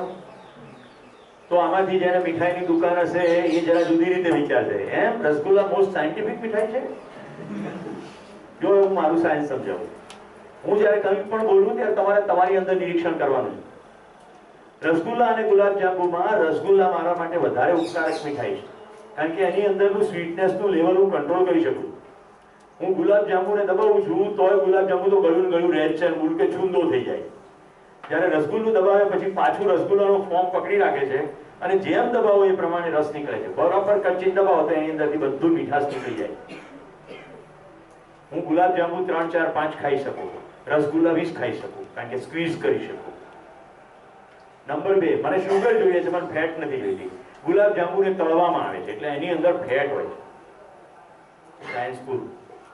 આ મેં ખાલી અહીંયાથી આટલું વર્ણન કર્યું. હવે તમારી અંદર જે પડઘા પડે એ જુઓ. હું ખાલી અહીંયાથી થોડા વિકલ્પ કહું છું કેવા કેવા પડી શકે. આજથી આપણે બી ગુલાબજાંબુ છોડ્યા. આ હું જબરું લાયા કે બેમાંથી એક નીચું હોઈ શકાય, બીજું નીચું હોઈ ના શકાય. હા, પેલા મને ફેટ કંટ્રોલ કરવાનું કહેતા હતા. આ તો બધું મજાનું, ફેટ બી કંટ્રોલ થાય, મીઠાઈની મજા બી આવે. આવા જુદા જુદા પડઘા પડી શકે. આમાંથી જેને રસગુલ્લા ના ભાવતા, એક શિબિરમાં એક બેન ચાની રિસેસમાં અહીં મને કે તમે જ્યારે જ્યારે રસગુલ્લા આપો ને ત્યારે મને ઈંડા જ દેખાય. મેં કીધું તો ચાલુ શિબિરમાં કહેતા તમને શું વાંધો આવે? ચલો હવે તમે મને કહો, આટલું મેં કીધું તો તમારી અંદર શું વિચાર આવ્યો? કઈ ના આવ્યો? જેને જે પણ વિચાર આવ્યો તો થોડી વેરાયટી મળે એટલે ખબર પડે કે સ્વયંમાં નિરીક્ષણ એટલે શું. યસ, બોલો. કોઈ વિચાર નહીં આવ્યો? અત્યારે સાચા ખોટા જવા દો. પહેલા તો કંઈ પણ થાય છે એનો અંદર પડઘો પડે છે કે નહીં. અત્યારે ખાલી સ્વયંમાં નિરીક્ષણની વાત થઈ રહી. આખો પ્રસ્તાવ પૂરો થશે એટલે બિલકુલ ખબર પડશે. હજી વાર છે. ધીરજ. હા, હોલે હોલે છે. પડઘો સમજાય છે? તમે કઈ બોલો તો અથડાઈ પાછું આવે છે ને. આમ તો પડઘો શબ્દ સાચો નથી, કારણ કે તમે કઈ ધ્વનિની વાત નથી અહીંયા થઈ રહી. પડઘો પડે, મોઢામાં લાળ આવી જાય છે. મોઢામાં લાળ આવી જાય તો એમની અંદર એવો પડઘો પડ્યો કે મળે તો સારું. મિત્રો, કેટલાને એમ થયું સુરેશભાઈ રસગુલ્લા ખવડાવે છે? એ કહીને ના પડે. સરસ, લે આપણે તો ભાઈ બંધો આ બધા દૂધ દહીંમાં. તો જો આટલા બધામાંથી એકને એવો પડઘો પડ્યો કે ખવડાવે. રાજુ હવે વિચાર કરી નાખ્યો, હવે પછી તો ચીકી નહીં લાવું.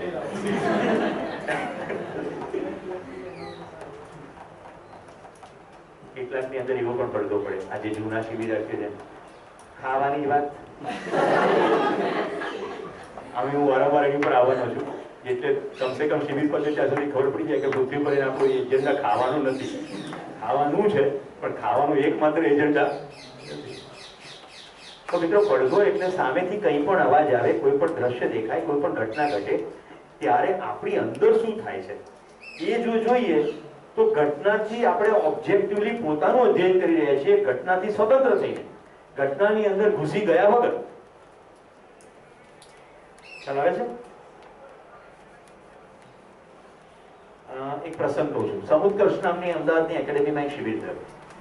મારા માતા પિતા બંને મૂર્તિ પૂજકો, વર્ષો સુધી કૃષ્ણની ઉપાસના કરે છે. છેલ્લે દિવસે ફીડબેકના સેશનમાં કોઈ દિવસ મારા મમ્મી તો ક્યારેય માઇકમાંથી બોલેલા નહીં, સ્ટેજ ઉપર બોલેલા.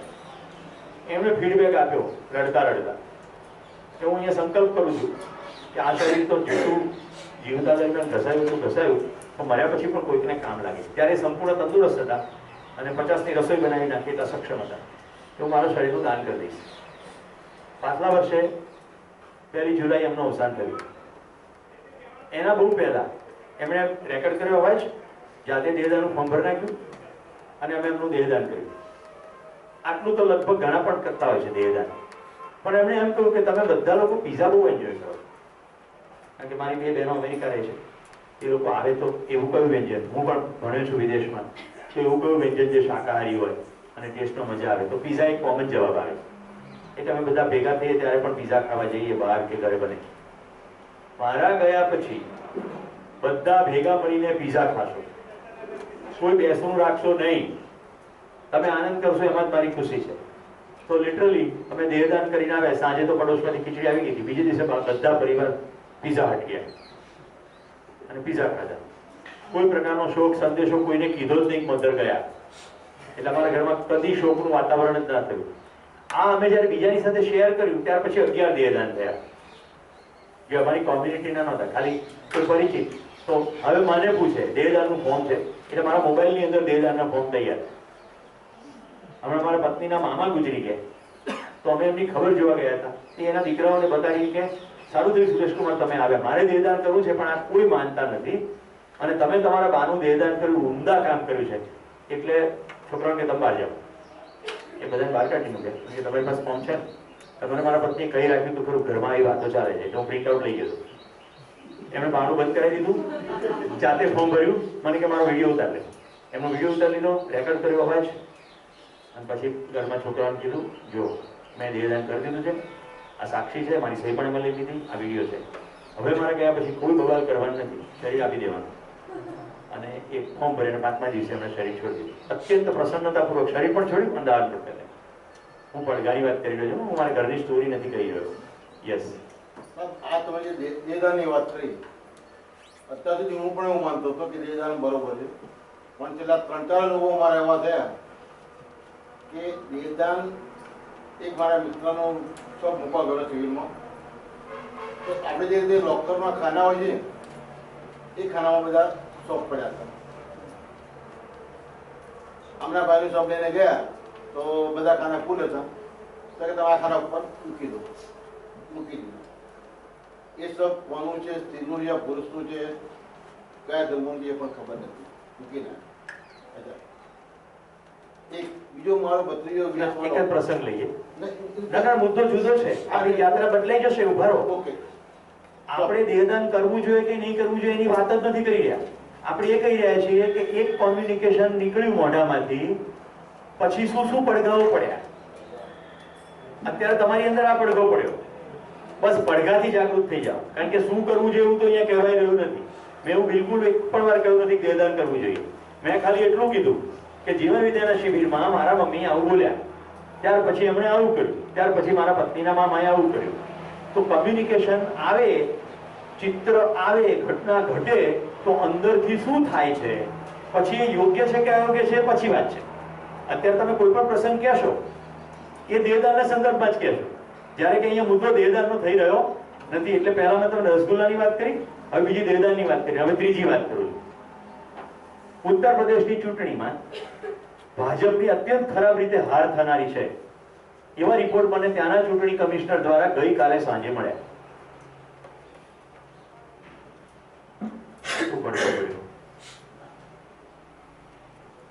શું તમને આમ સાંભળી શું લાગે? હકીકત છે. ચૂંટણી થયા પછી ખબર પડે. ચૂંટણી થયા પહેલા કોઈ દાડ કોઈ કહી શકે? નંબર 2, ચૂંટણી કમિશનર કોઈ દિવસ પરિણામની વાત કરી શકે? એ તો ઇન્ડિપેન્ડન્ટ ઓથોરિટી છે. પોલ વાળા કે ન્યૂઝપેપર પોલ વાળા કે પાર્ટીઓ એવો ક્લેમ કરે કે અમે જીતી જઈશું, ચૂંટણી કમિશનર કે ના કે? તો કાં તો તમે સ્વીકારી લો છો. મારું તમને એ કહેવાનું છે કે જે પડઘો પડે છે એને જુઓ તમારા બલબૂતા ઉપર. અત્યારે શું જોઈ રહ્યા છે આપણે જાણવાની પ્રક્રિયા. તો પોતાની અંદર જુઓ કે મારી અંદર હા આવી, ના આવી, ડાઉટ્સ આવ્યો, કરવું જોઈએ નહીં કરવું જોઈએ, શું આવ્યું, પછી then go to સાથીમાં પરીક્ષણ. ચલો બીજી વાત. મારા ડોક્ટર મિત્ર છે ડોક્ટર કિશોર અસનાની, ડીસાની અંદર રહે છે. હવે જે કહ્યું છે બધી ફેક્ટ છે. દર વર્ષે બોધગયા જાય બિહાર, 22 થી પૂર્ણિમા સુધી રહે. હવે લગભગ એમની સાથે 150 ડોક્ટરો કામ કરે છે અને બિહારના અતિ પછાત ક્ષેત્રની અંદર પાછલા વર્ષે 35,000 આંખના મોતિયાના ઓપરેશનો થયા. આ પ્રક્રિયા સિસ્ટમેટિક કરવા માટે આખું વર્ષ કામ ચાલે છે. એક ક્ષેત્રમાં સર્વે થાય છે, કોને મોતિયાના પ્રશ્નો છે એના રજીસ્ટ્રેશન થાય છે, કેટલું અંતર છે બધું મેજર રેકોર્ડ કરવામાં આવે છે. જ્યારે કેમ્પ નક્કી થાય ત્યારે જુદી જુદી જગ્યાએ વાહનોના પુલની મદદથી બધા પેશન્ટોને ક્રમશઃ લાવવામાં આવે છે. 15 દિવસ એમની ત્યાં ભોજનની રહેવાની વ્યવસ્થા થાય છે. ઓપરેશન પછી 1 દિવસ રાખવામાં આવે છે. પોસ્ટ ઓપરેશન ચેક કર્યા પછી એમને ચશ્મા સાથે ઘરે પાછા મોકલી દેવામાં આવે છે. આનું એકદમ સિસ્ટમેટિક કામ ભરસાલી ટ્રસ્ટ દ્વારા, એની એક ઓફિસ રાધનપુર અને બીજી ડીસામાં છે, એના દ્વારા થાય છે. કિશોરભાઈ અસનાની ત્યાં યજ્ઞ શરૂ કર્યો. કેમ? જમશેદપુરની મેડિકલ કોલેજમાં એ ભણતા હતા એ વખતે એકવાર એમને ત્યાં જવાનું થયું અને એ આંખના ડોક્ટર, અને એમને થયું ઓહો આટલા બધા લોકો ખાલી મોતિયાને ઓપરેશનના અભાવે હેરાન થાય છે. એમની જિંદગીની પીડા જોઈ અને અંદરથી હલબલી ગયા અને એમણે નક્કી કર્યું કે આપણે આખી જિંદગી દર વર્ષે એકવાર તો 15 દિવસ અહીંયા આપવું. આખી જિંદગી પ્રેક્ટિસ અહીંયા ડીસા કરે છે, 15 દિવસ આપવા. વર્ષો વર્ષ એમાં લોકો ઉમેરાતા ગયા. Story over. શું પડતો પડે છે, કરવું જોઈએ નહીં કરવું જોઈએ, સારું કામ થઈ રહ્યું છે, કોણ છે અસનાની, ડીસા છે, મળવા બોલાવીએ. મળવા જેવાને એમ થાય આવા ડોક્ટરને તો મળવું જોઈએ. એવી મૈત્રી છે ફોન કરું તો આવશે. 80 વર્ષની વય છે પણ જવાની 15 વર્ષની છે. પડઘા શું પડે છે એ ઇમ્પોર્ટન્ટ. ડીસામાં રોટરી ક્લબ અમારો કાર્યક્રમ ટાઈમ મેનેજમેન્ટનો ચાલુ કાર્યક્રમમાં એમણે મને ચિઠ્ઠી મોકલી. હું ટાઈમ મેનેજમેન્ટ પર બોલતો હતો. એમાં લખ્યું હતું આ તમને બહુ ગમશે અને યોગ્ય લાગે તો બોલજો. જિંદગીના રસને પીવામાં જલ્દી કરો મરી છે. એક તો ઓછી છે મદિરા અને ગળતું જામ છે. એટલે પ્યાલો છે એ ગળી રહ્યો છે અને એની અંદર જે મદિરા છે તે ઓછી છે. એટલે જલ્દી રસ પી લો એમ. આપણે શેરડીનો રસ રાખવો એની અંદર. શેરડીના રસને પીવામાં જલ્દી કરો ફાલ્ગુની. એક તો રસ ઓછો છે અને પ્યાલો કાણો છે.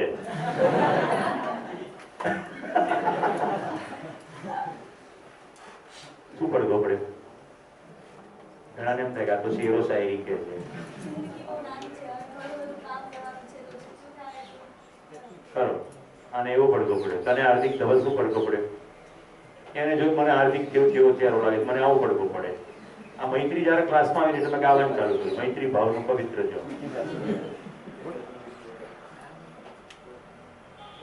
સમજાઈ ગયો? પડઘો સમજાઈ ગયો?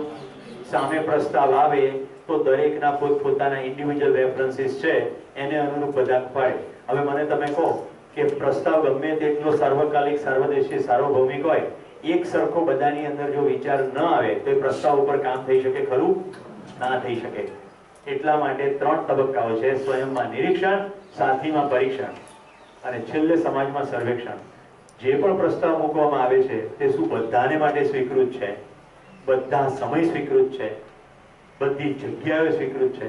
એવી રીતે કરવામાં આવે તો સંવાદ થાય અને આખી પ્રક્રિયાને જાણવાની પ્રક્રિયા થાય. થોડાક જ વખતમાં હું તમને માનવું ને જાણવું ડિસ્ટિંગ કરી દઈશ. મૂંઝાવાની જરૂર નથી. શિબિરનો પહેલા દિવસે ઘણા બધા શબ્દોમાં તમને એવું લાગે કે આમાં બહુ જાજી સમજ નથી પડતી. ડોન્ટ વરી, યાત્રામાં સાથે ચાલો, બધું થઈ જશે. સ્વયંમાં નિરીક્ષણ કેવી રીતે કરવાનું? 3. પહેલું ઇન્દ્રિય વડે. કુશલ અહીંયા આ બાજુ જો, આમ અહીંયા આવતો પેલું જો બેસી જાય. આ પહેલું સંવેદના ભૌતિક ઇન્દ્રિય વડે. મારા સ્પર્શનો અનુભવ થયો? દોડવાનું થયું? બેલેન્સ સાચવવાનું થયું? આ એબ્સોલ્યુટલી ભૌતિક છે. ઓકે, આ ચશ્મા મેં કાઢી લીધા. આ સંવેદનાત્મક છે. ધૂંધળું દેખાતું હશે. 1 કે 2?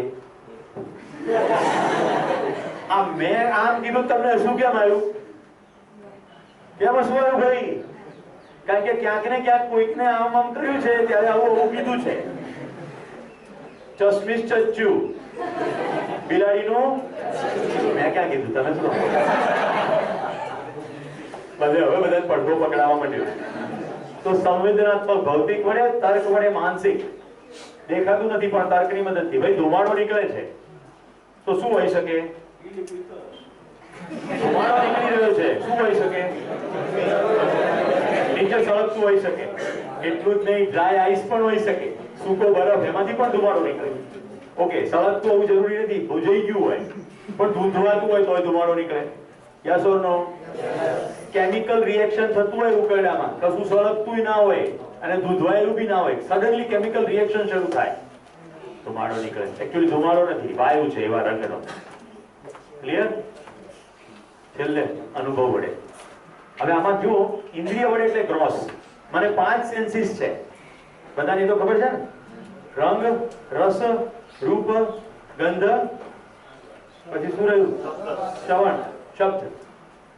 5 સેન્સીસ. આંખોથી ઇનપુટ જાય, નાકથી વાસના ઇનપુટ જાય, આંખથી દ્રશ્ય ના જાય, કાનથી અવાજ ના જાય, જીભથી સ્વાદ ના જાય અને ચામડીથી સ્પર્શ ના જાય. આ 5 ઇનપુટ જાય તો સ્વયંમાં નિરીક્ષણ કરવાની પહેલી પદ્ધતિ છે ઇન્દ્રિયો વડે. હવે તમે મને કહો કે ઇન્દ્રિયો વડે કરેલું નિરીક્ષણ પૂરતું છે ખરું? મને આંખ બંધ કરીને કોઈ કે આ શું છે તો મને એમ થાય કે બોલનો ગોળ ભાગ છે. આંખ ખોલે ત્યારે ખબર પડી કે બોલ નથી, ગોળ છે, પણ આ તો માઉસ છે. એવું હાથીનું ઉદાહરણ છે ફેમસ. 5 આંધળાઓ. હાથી કેવો તો કે દોરડી જેવો. કેમ? કારણ કે પૂંછડી પકડેલી. તો કે પગ પકડે તો કે હાથી કેવો? થાંભલા જેવો. તો કે પેલું દંતશૂળ પકડ્યું, હાથી કેવો તો કે ભાલા જેવો. કોઈ કે વચ્ચેની પેટની ચામડી થોડી લબડતી હોય ને એ પકડી. હાથી કેવો તો કે દાબડા જેવો. ધ્યાન જાય છે તમારી જે કહી રહ્યો છું? ઇન્દ્રિયોની તાકાત નથી કે અસ્તિત્વગત કોઈ પણ સચ્ચાઈને પૂરેપૂરી પકડી શકે. 5 સેન્સીસ થી ગમે તેટલો દમ લગાડીએ, સીમિત જ જવાનું. હું મારા ટ્રેનિંગ પ્રોગ્રામમાં છે આટલા નાના નાના બલ્બ લઈ જાઉં, રાઈટ?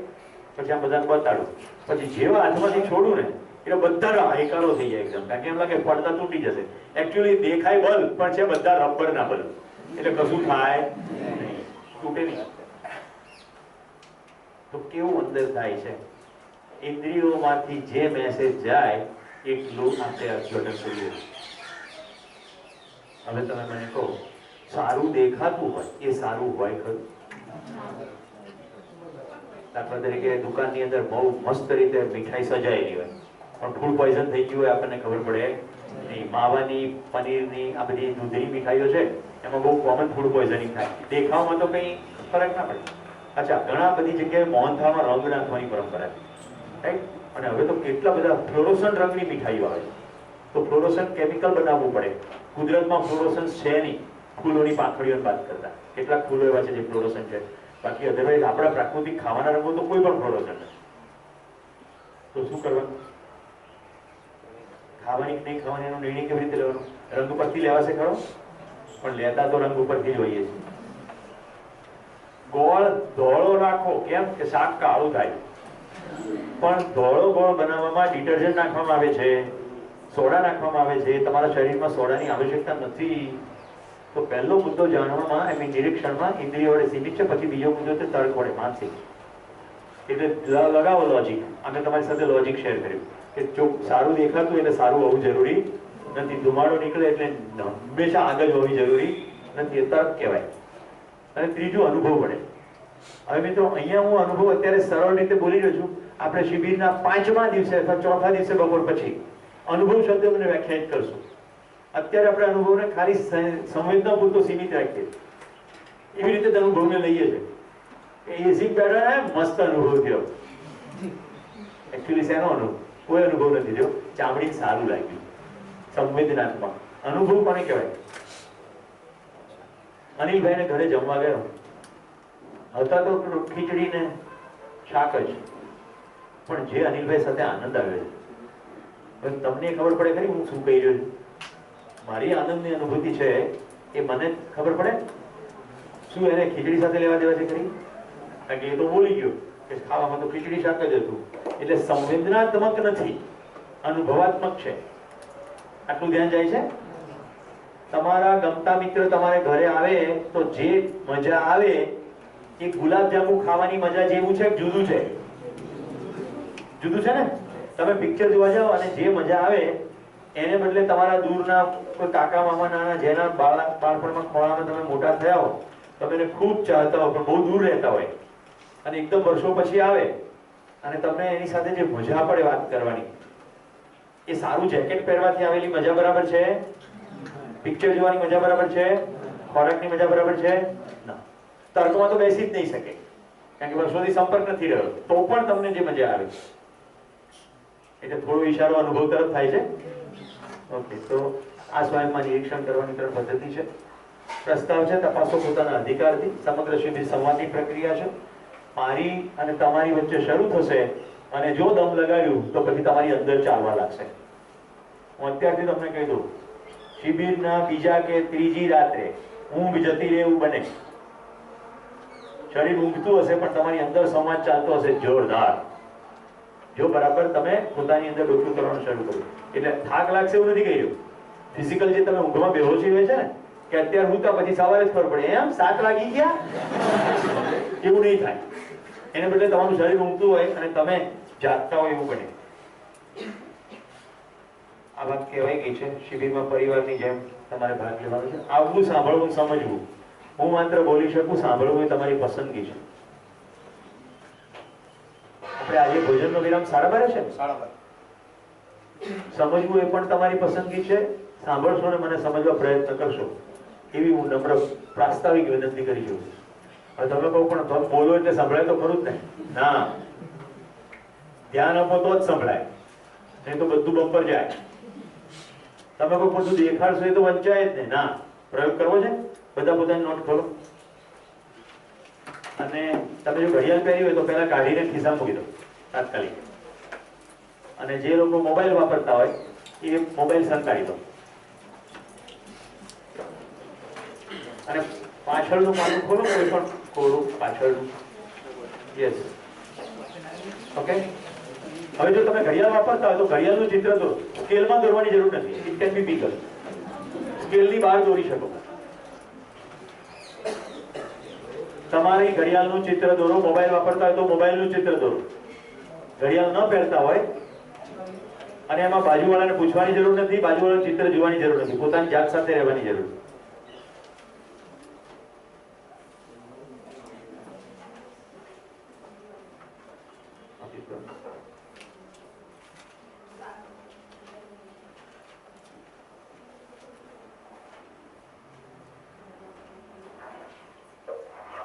ભાઈ બધા શિબિર બરાબર ચાલી રહ્યો છે ભાઈ? ફાલ્ગુની બેન, ગોઈંગ સ્મૂથ, ટેક ઓફ બરોબર છે? અમૃત તો યहीं શિબિર किया है. થઈ ગયું? ગુડ. સ્કેલમાં કરવાની કીધું નથી મેં, રાઈટ? આઉટ ઓફ સ્કેલ હોય છે. હવે તમે ઘડિયાળને કમ્પેર કરો કાઢી અને મોબાઈલનું દોર્યું તો મોબાઈલને કમ્પેર કરો અને જુઓ કે તમે હું લચ્છા માર્યા છે. કાઢો ઘડિયાળ હંતાડી હોય તો.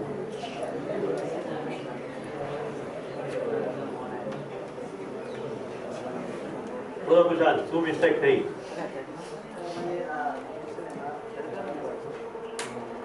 ડિજિટની મિસ્ટેક. બોલો તમારે પ્રાંશુ બધું આવી ગયું? બરાબર ધ્યાનથી જો, મોગરો ઊંચો નીચો નથી થઈ ગયો ને? આંકડા જગ્યા ડિજિટ્સ. પેટમાં કાણા કરવાના. કશું એકાદું રહી ગયું હોય એવું બન્યું જ હશે, સિવાય કે તમારા ઘડિયાળનો ધંધો હોય.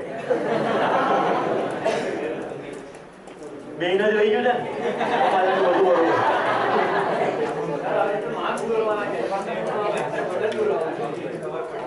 આખો મુદ્દો એટલો છે કે તમને ઘડિયાળ દોરવાનું કીધું, દિવસમાં તમે 10-15 વાર ઘડિયાળ જુઓ છો, મોબાઈલ તો 50 વાર જુઓ છો, છતાં પણ એક્ઝેક્ટ દોરી શક્યા નહીં, કારણ કે તમે ઘડિયાળ જોતા નથી, સમય જ જુઓ છો. તો તમારે જે જોવું હોય એ જ જુઓ છો, તમારે જે સાંભળવું હોય એ જ સાંભળો છો. હું આપું એટલું સાંભળો છો. અત્યાર સુધી મેં કેટલું કીધું, પેલા કાકાને કેટલું બધું એનો ચહેરો બતાડતો હતો કે એમને આખી વાત પૂરી મેં કરવા જ ના દીધી. દેહદાન નંબર 2. તો આપણે જે રેફરન્સ ફ્રેમ છે ત્યાંથી ચાલીએ છીએ.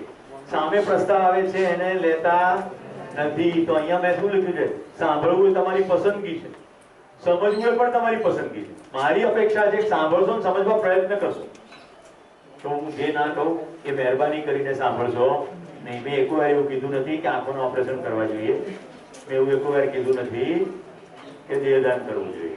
ઓકે, હું કરવાનું મેં કરી દીધું જોડે ક્યારનું. પ્રસ્તાવ મને યોગ્ય લાગ્યો છે. મને ખુશી ને તૃપ્તિની જે અનુભૂતિ થઈ છે એવું વહેંચવા આવ્યું. જે મારા જૂના વિદ્યાર્થીઓ છે એને હવે બરાબર કરેક્ટ થશે કે બધો સમય હું ખુશ કેમ હોઉં છું. જે ખુશીની અનુભૂતિ થઈ છે એ વહેંચવાનું મન થાય. આ માનવ જાતમાં બધે જ આવું જોવા મળે છે. કોઈના પણ ઘરે સેલિબ્રેશન હોય તો લોકો બહાના બંધ કરીને એકલા ખાઈ લેતા નથી. કોઈકને બોલાવે છે, જન્મદિવસ હોય તો બેનપણીઓ મિત્ર મંડળને બોલાવે છે, લગ્ન થાય ત્યારે તો ખર્ચાનો પાર ના હોય એની ઉપર ખર્ચો કરવા માટે 500 માણસને જમવા બોલાવે છે. રોજ 3 આઈટમ જ ખાતા હોય એ દિવસે 30 આઈટમો જમાડે છે. યસ ઓર નો? દિવાળીમાં તો આપણે કેટલું કરીએ. દરેકના ઘરે એટલા મઠિયાનો સ્ટોક થાય છે, દરેકના ઘરે દરેક જઈ શકે ખાઈ શકે એટલા બધા મઠિયા બનાવવા. એને કારણે પછી કુટુંબના લોકો 15 દિવસ સુધી નગરા મઠિયા જ ખાતા થાય. પછી ભયાનક રીતે કોન્સ્ટિપેશનના રોગો થાય એટલે કેસીસ બને છે. નવરાત્રી આવે ત્યારે રાણીનો અજીરો એકદમ જ જાગૃત થઈ ઉઠે. વર્ષો પહેલા એકવાર મેં એન્જિનિયરિંગ કોલેજમાં એવું કીધેલું કે ભવિષ્યમાં એલ્યુમિનિયમના પરિણામ આવશે. એન્જિનિયરિંગમાં આપણે એનાલિટિકલ દિમાગ ચલાવતા એટલે શું ચાલી રહ્યું. અત્યારે તો ભર પારમાં છે, કોને સોનાના પહેરવા જ નથી. રાઈટ? બધા નવરાત્રીના દાગીના બધા એલ્યુમિનિયમના, પિત્તળના, લોખંડના જ હોય છે. સોનાના હોતા નથી. જેના સોનાના હોય છે તો બેંક ઓફ બરોડાના લોકર પહેરે છે.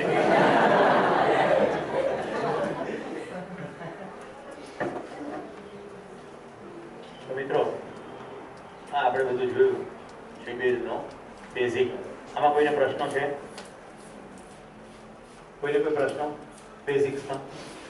આ એકદમ ફાઉન્ડેશનના સેશનમાં આટલી જ વાત અગત્યની છે.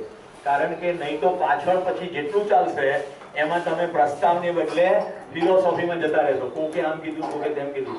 જો મેં સૌથી પહેલી વાત જે કરી છે તમારો મહિમા કર્યો છે. કોઈ વાક્યનો નહીં, કોઈ શાસ્ત્રનો નહીં, કોઈ લેબોરેટરીનો નહીં, તમારી કેપેસિટીનો મહિમા કર્યો છે. મેં એવું કહ્યું છે બધા જ 750 કરોડને લાગુ પડે, મતલબ કે બધા જ સમજી શકે. કાલે કોઈ બેન મને પ્રશ્ન પૂછતા હતા, એમાં નાનું બાળક આવી શકે 5મા ધોરણ? મેં કીધું ના. શું કામ? કારણ કે જે ભાષા અને શબ્દોનો પ્રયોગ છે લગભગ 10મા ધોરણ પછી ઠીક બેસે.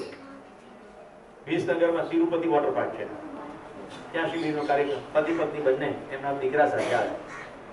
દીકરાનું નામ કુમુદ, 4થા ધોરણમાં ભણે, 9 વર્ષની ઉંમર. એ સાહેબ, અમે બંને પતિ પત્ની શિબિરમાં ભાગ લેવા માંગીએ છીએ. આ છોકરો છે તિરુપતિ વોટર પાર્કમાં બધું રાઈડ બાઈડ કરશે, પણ શિબિર તો 5 દિવસનો છે. તો વચ્ચે આવીને બેસે તો તમને કઈ પ્રોબ્લેમ છે? પરંતુ જ્યાં સુધી બીજાને વિક્ષેપ ના કરે ત્યાં સુધી મને કઈ પ્રોબ્લેમ નથી. તો પહેલું જે સત્ર હતું મેં કીધું એ બહુ અનિવાર્ય છે. એટલે બેમાંથી એક જણ બહાર હશે, આ સેશન પૂરું થઈ જાય અને પછી હવે કોઈ આવે તો એને જેટલું કહેવામાં આવે ક્યાં લડાઈ એની ચાલુ થઈ જાય કે આ તો આમાં તો આવું કીધેલું, આમાં તો આવું કીધેલું. મારી હાલત તમને કહું છું. મેં પહેલો શિબિરનો હું યજમાન બન્યો એટલે જેમ અનિલભાઈ યજમાન હોય તેમને બીજી બધી જવાબદારી હોય ને.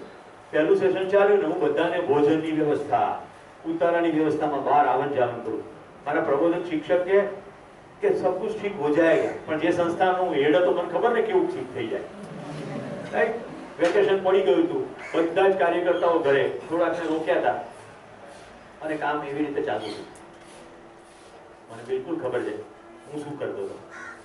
બીજું સેશન ચાલુ થયું, એ પ્રસ્તાવક લખું, આ તો આ ઉપનિષદમાં છે, આ ગીતામાં જરા જુદી રીતે કીધું છે.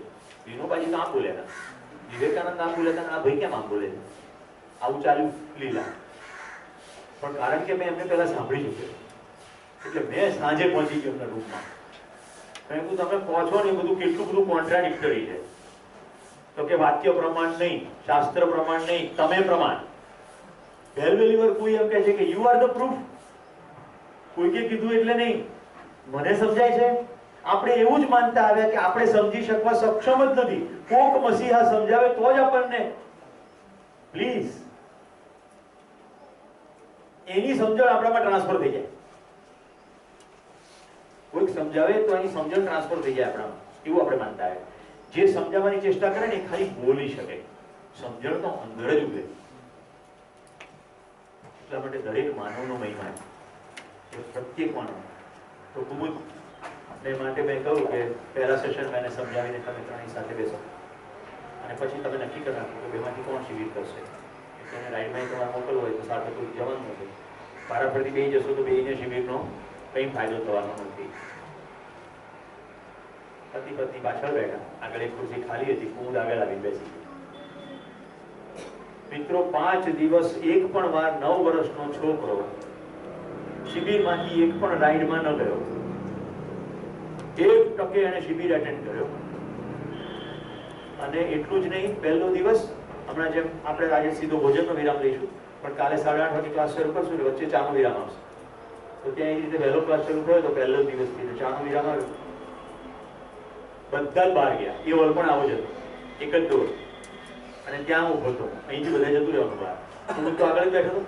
બધા જતા રહ્યા પછી મારી પાસે આવીને કે અંકલ, તિરુપતિ પાર્કમાં પુદીનાનું શરબત બહુ સરસ મળે છે, તમારા માટે હું ચા લઈ આવું કે શરબત લઈ આવું?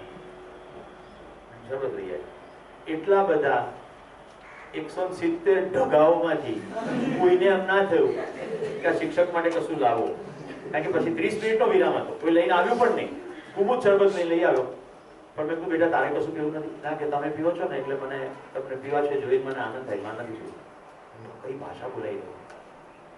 ત્યાર પછી જેટલા શિબિર થયા, કુમુદનો અભ્યાસ ચાલતો હોય, પણ વચ્ચે એકાદ દિવસ આવે. હવે એને ખબર છે કે આજે અહીંયા શિબિર શરૂ થવાનું. ગઈકાલે સાંજે કુમુદે મને 2 ફોટા પાડીને મોકલ્યા છે, આર્મીના કપડામાં સેલ્યુટ કરતા. એવરી શિબિર હી ઇઝ ધેર. એના પપ્પાને ખબર હોય એટલે ખબર પડી જાય એને. જો ત્યાં હોય તો આવે જ. હજી આ 5 દિવસમાં કદાચ 26 જાન્યુઆરી આવી જાય તો નવાઈ નહીં. તો કેટલી સ્થિતિ પહેલેથી તૈયાર થઈ હોય તો 9 વર્ષના છોકરાને જીવન વિદ્યાના સડસડાટ પ્રસ્તાવ જાય. તમને તો પહેલા સ્થિતિ એટલે શું? એટલે ધીરી બાપુ યાર. ઓકે, ધીમે ધીમે બધું થશે.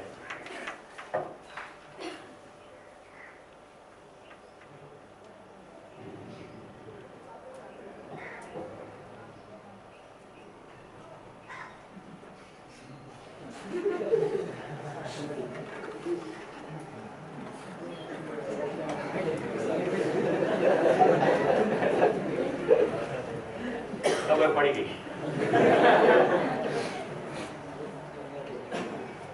તમને બધાને જો સ્કેડ્યુલ ના મળ્યું હોય તો રફલી આવું છે, પણ છતાં આપણે બધાના અને સંસ્થાની અનુકૂળતા મુજબ આમાં ફેરફાર કરી શકાશે.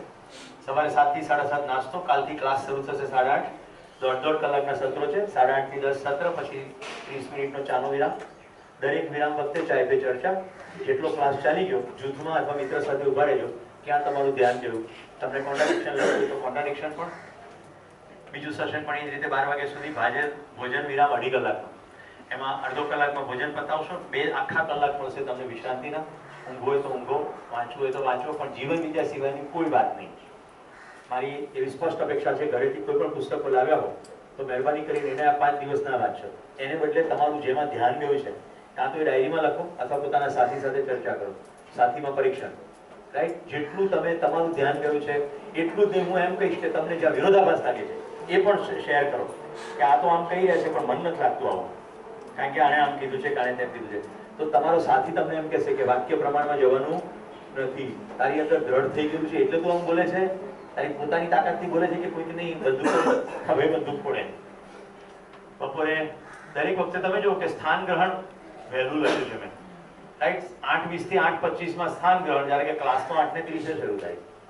તો તમે 10 મિનિટ પહેલા, કારણ કે તમે આટલા બધા છો, બધા આવીને પોતાની જગ્યા ઉપર કરે પણ એમાંય સમય લાગે, તો 5 મિનિટ પહેલા બધા સેટલ થઈ જાય.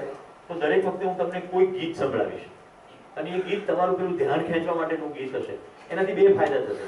એક તો તમારી ભટકતી ક્યાંય પણ વિચારસરણી છે તો ક્લાસમાં આવી જશે. આવી ગયા પછી એ 5 મિનિટનો આપણે સમય લઈએ અને પછી ડોટ ટાઈમે ક્લાસ શરૂ થાય. બપોરે આ જ રીતે 2:30 થી 4, 4 થી 4:30 ચાનો વિરામ, પાછું 1.5 કલાકનું સેશન. સાંજે 6 વાગે ક્લાસ પૂરો. રાત્રિ ભોજનનો સમય સાંજે 6 થી 7 છે. સંસ્થામાં સામાન્ય રીતે સાયંકાળે ભોજન અને પ્રાતઃમાં બધા વહેલા ઉઠતા હોય છે, એટલે આપણે સંસ્થાના બિલકુલ સ્કેડ્યુલ પ્રમાણે ચાલીશું. આપણે મહેમાન છીએ તો મહેમાનની ગરિમા સાચવીશું. આપણા પર્સનલ એજન્ડા ગમે તે હોય, મારી રિક્વેસ્ટ છે બધાને, તમારે કોઈને કોલ કરવાનો હોય વગેરે ગમે તે હોય, પણ જેવા અહીંથી તમારો બ્રેક પડે એટલે પહેલા બ્રેકને ઓનર કરજો. કારણ કે બ્રેક ભોજનનો હોય તો ભોજનની અંદર કેટલા લોકો મતતા હોય, તમે જમી લો પછી એ લોકો ફ્રી થાય, ત્યાર પછી એ લોકો જમીન પછી રસોડું સમેટાય, પાછું બીજા દિવસની તૈયારી કરવાની. તો આપણે એ રીતે રાત્રિ ભોજન 6 થી 7 છે. આમાં મેં કીધું એમ અનિલભાઈ તરફથી કે કોઈ પણ અધિકારી તરફથી આપણને શિબિર દરમિયાન સૂચના મળે કે આટલા વાગે આપણે આજે કરીશું તો એ સૂચના ફાઇનલ ગણાશે. ઓકે, આ જનરલ જે પહેલા નક્કી થયું છે એની વાત કરું છું. અનિલભાઈ તમને ફ્રીડમ છે રસોડા સાથે વાત કરી કંઈ પણ ફેરફાર કરવો હોય આ પત્યા પછી સાંજે 7 થી 8:30 આખા શિબિરમાં સૌથી મહત્વનો કાર્યક્રમ આ છે. તમે તો આખો દિવસ મહત્વનો નથી, નો. કારણ કે સ્વયંની અંદરની નિરીક્ષણ અને સાથીમાં પરીક્ષણ માત્ર ને માત્ર ગોષ્ઠીમાં શક્ય છે. અત્યારે હું જેટલું બોલ્યો, તમારે અંદર અંદર તો વાત કરવાનો સ્કોપ નથી ને અત્યારે, તો ક્યારે કરશો વાત અંદર અંદર? બ્રેકમાં. તો જે સાંજનો છે એ ડેડિકેટેડ, એને કહીએ છીએ ગોષ્ઠી. ગોષ્ઠી એટલે સાથે મળીને ચર્ચા કરવી.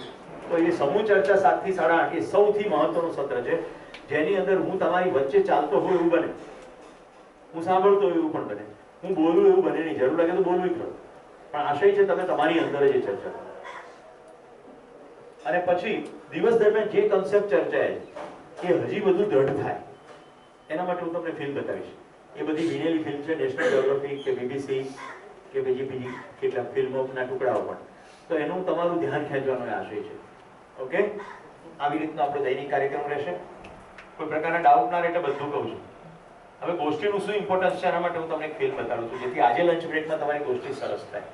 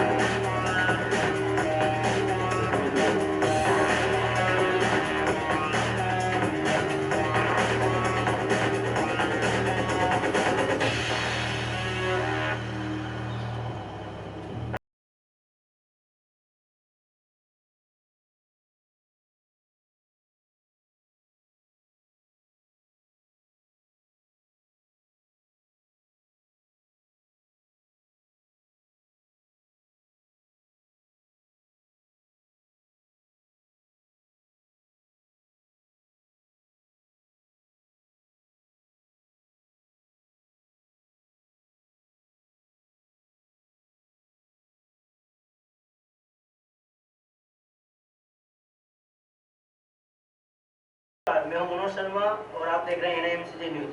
अभी भी मिली ताजा जानकारी के अनुसार अहमदाबाद के SJ हाईवे रोड पर 2 वाहनों के बीच एक भयंकर दुर्घटना हुई, जिसमें 20 लोग घायल और 6 की हालत गंभीर बताई गई। અરે યાર, અમદાવાદમાં થઈ શું રહ્યું છે? દરરોજ એક એક્સિડન્ટ થાય છે. તને શું લાગે છે આનું શું કારણ હોઈ શકે? ટ્રાફિક જ હોય ને યાર. ટ્રાફિક કેમ? અરે તને ખબર છે અમદાવાદની વસ્તી 75 લાખ છે અને એમાં 1.5 કરોડ તો પ્રાઇવેટ વાહનો છે.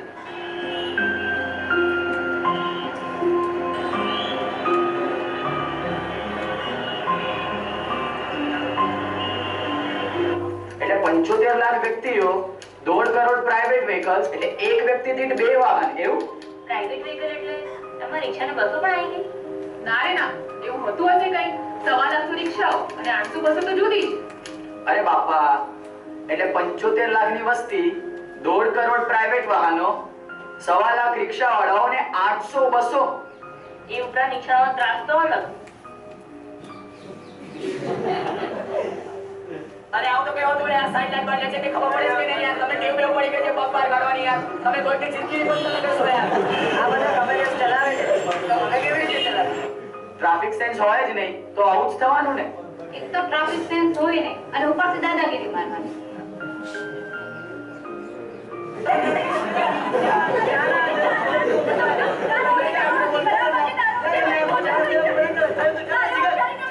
આખી મને મગજમાં ખાય છે તો પોલીસ વાળા કરે છે. ટ્રાફિક પોલીસ કરે તો પણ શું કરે? ગણ્યા ગાંઠ્યા 800 લોકો છે, એમાં અડધા તો દેખાતા નથી. 1.5 કરોડ પ્રાઇવેટ વાહનો, 1.25 લાખ રિક્ષાઓ, 800 બસો, અને આ બધાને હેન્ડલ કરવા માટે ફક્ત 800 જ પોલીસ વાળા? સાચું? शहर ट्रैफिक पुलिस में कुल 880 जवान है, अधिकारी और जवान. उसमें से 40 जितने तो बीमार और रजा पर रहते हैं, 840 जितने ऑन ड्यूटी होते हैं. उनमें 2 शिफ्ट होती है, सुबह 8 से लेकर दोपहर तक और दोपहर से लेकर रात के 10 बजे तक. और इन 2 शिफ्टों में 220 जवान होते हैं. और ये 220 जवान को 200 से ज्यादा जंक्शनों को मैनेज करना है. अब आप ही सोचिए कैसे मैनेज कर पाएंगे? ये प्रश्न मैं आपसे छोड़ता हूँ. આ બધું તો ઠીક છે પણ આમાં આપણે શું કરી શકીએ? કેમ નહીં? આપણે જ જાતે શરૂઆત કરી શકીએ. કઈ રીતે?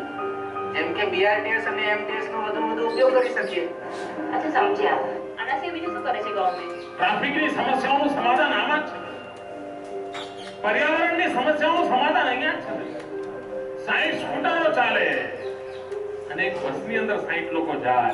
મિત્રો, દેશની કેટલી બધી સંપત્તિનો બચાવ. ગવર્નમેન્ટ આના સિવાય પણ ઘણું બધું કરી રહી છે. 150 નવા ટ્રાફિક સિગ્નલ આપી રહી છે, પ્લસ 18 નવા ફ્લાયઓવર પણ બની રહ્યા છે.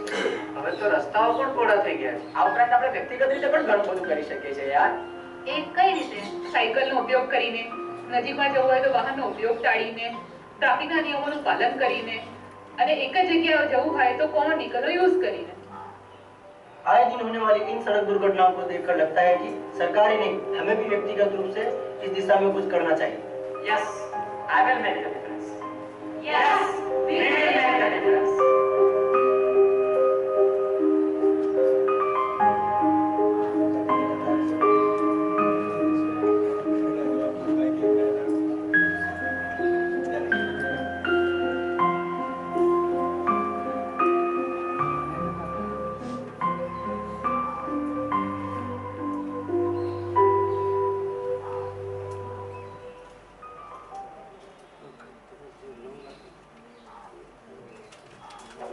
શું લાગે છે, ગોષ્ઠીથી ફાયદો થાય કે ના થાય? ભેગામણીની ચર્ચા કરી તો તમે જો વાતનો શરૂઆત કેવી રીતે થઈ, પછી વાતે વળાંક કઈ રીતે લીધો. જરૂરી નથી કે ગોષ્ઠીથી એક્શન જ નીકળે, પણ જેટલા આપણે અહીંયાથી પ્રસ્તાવ મૂકીશું એની પર ગોષ્ઠી થશે તો બધાના દ્રષ્ટિબિંદુ આવે તો તમારી અંદર સ્પષ્ટતા વધશે. એવું પણ બને કે ગોષ્ઠીમાં તમારાથી કોન્ટ્રાડિક્ટરી વ્યૂ પેલો બીજો માણસ કહેતો હોય, રાઈટ? પણ છતાં તમારે એની અંદર ફાઇન ટ્યુન થઈ જાય કોન્ટ્રાડિક્શનનો જવાબ આપતા આપતા. જીવન વિદ્યા શિબિરમાં કેવી રીતે ભાગ લેવો, ભાગ લેવામાં આપણી સાયકી કેવી હોવી જોઈએ, ક્યાંથી આ ફિલ્મ જોજો.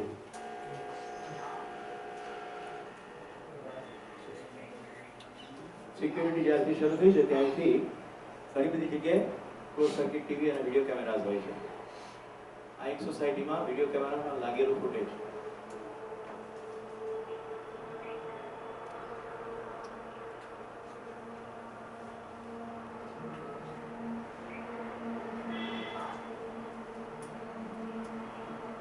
બે વ્યક્તિ બેઠેલી દેખાય છે.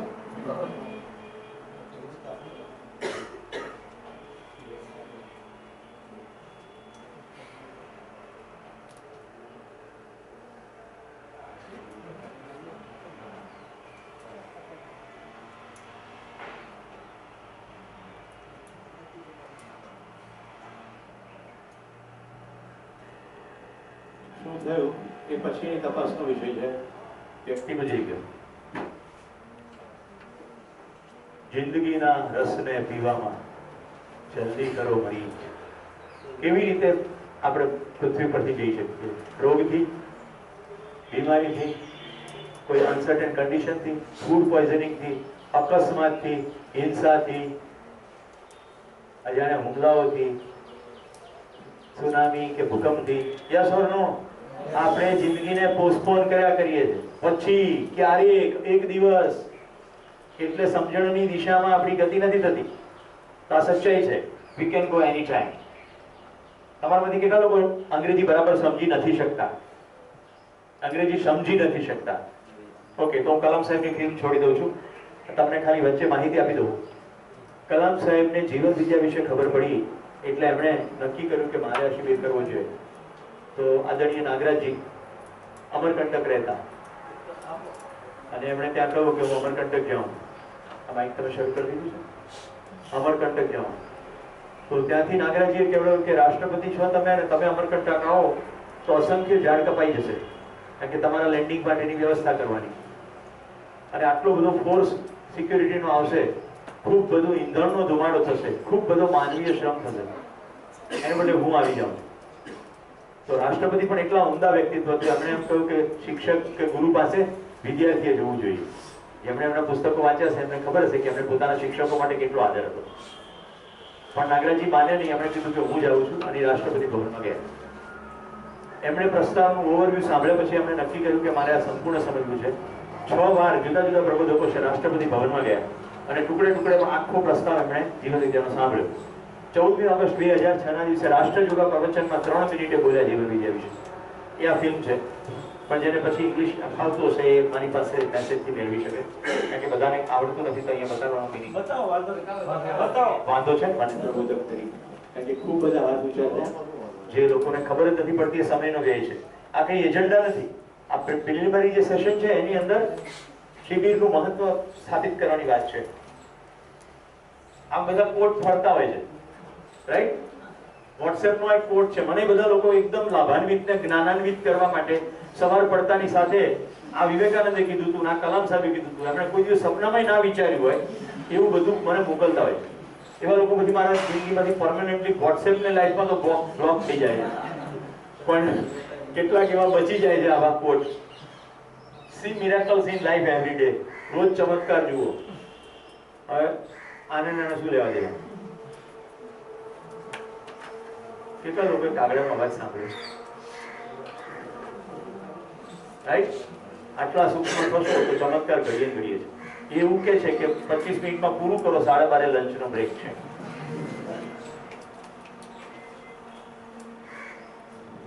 આટલું અંગ્રેજી હું ગુજરાતી કરીને સંભળાવું. યાત્રા છે, કોઈ આગળ નથી ને કોઈ પાછળ નથી. તમે તો આ કેવી રીતે? મિત્રો, જીવન વિજયનો પ્રશ્ન મારી પાસે પહેલા આવ્યો, તમારી પાસે આજે આવી રહ્યો છે, પણ તમે કઈ સ્પીડમાં ચાલશો એ કોઈ કહી શકે નહીં. એટલે યાત્રામાં કોઈ આગળ પાછળ નથી. શરૂ ભલે ગમે ત્યારે થઈ ગયો, આગળ કે પાછળ. You are not more advanced or less enlightened. Okay? It's are exactly where you need to be. આ કોઈ સ્પર્ધા નથી. ત્યાં તમે જ્યાં હોવા જોઈએ ત્યાં એક્ઝેક્ટલી અત્યારે બરોબર જ છો.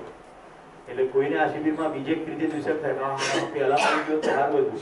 નો, તમારી સ્થિતિનું નિર્માણ થયું છે ત્યારે જ તમને આમાં આવવાનું મન થયું છે. નહીં તો આવો જ નહીં, ટકો જ નહીં. આપણે આંચુ તો રાતે રાત જ રવા નથી. એક પણ વાર મેં એને પ્રશ્ન નથી પૂછ્યો, મેં એને સીધો આદેશ જ આપ્યો કે આને લઈએ તેને લઈએ. રાઈટ? એ પણ વાયા. ખરેખર તો મને પૂછ્યું છે, પ્રાંશુ તને ફાવશે? શું લખ્યું છે? જિંદગી છે, we all are teachers and we all are students. આપણે બધા વિદ્યાર્થીઓ છીએ અને આપણે બધા શિક્ષકો છીએ. કેવી રીતે? હું મારી અંદર નિરીક્ષણ કરું, ખબર પડે કે આ લોચો માર્યો છે, આવી રીતે ના જિંદગી જીવાય. તો હું તરત ને તરત ત્યાંથી કંઈક ચેન્જ કરીશ ને તો હું ટીચર. હું 10 વાર ઠોકર ખાવ, અંગૂઠો ખોજી જાય અને તોય પાછો તે પથ્થર પડ્યો હોય એની પાસે થઈને જોઉં.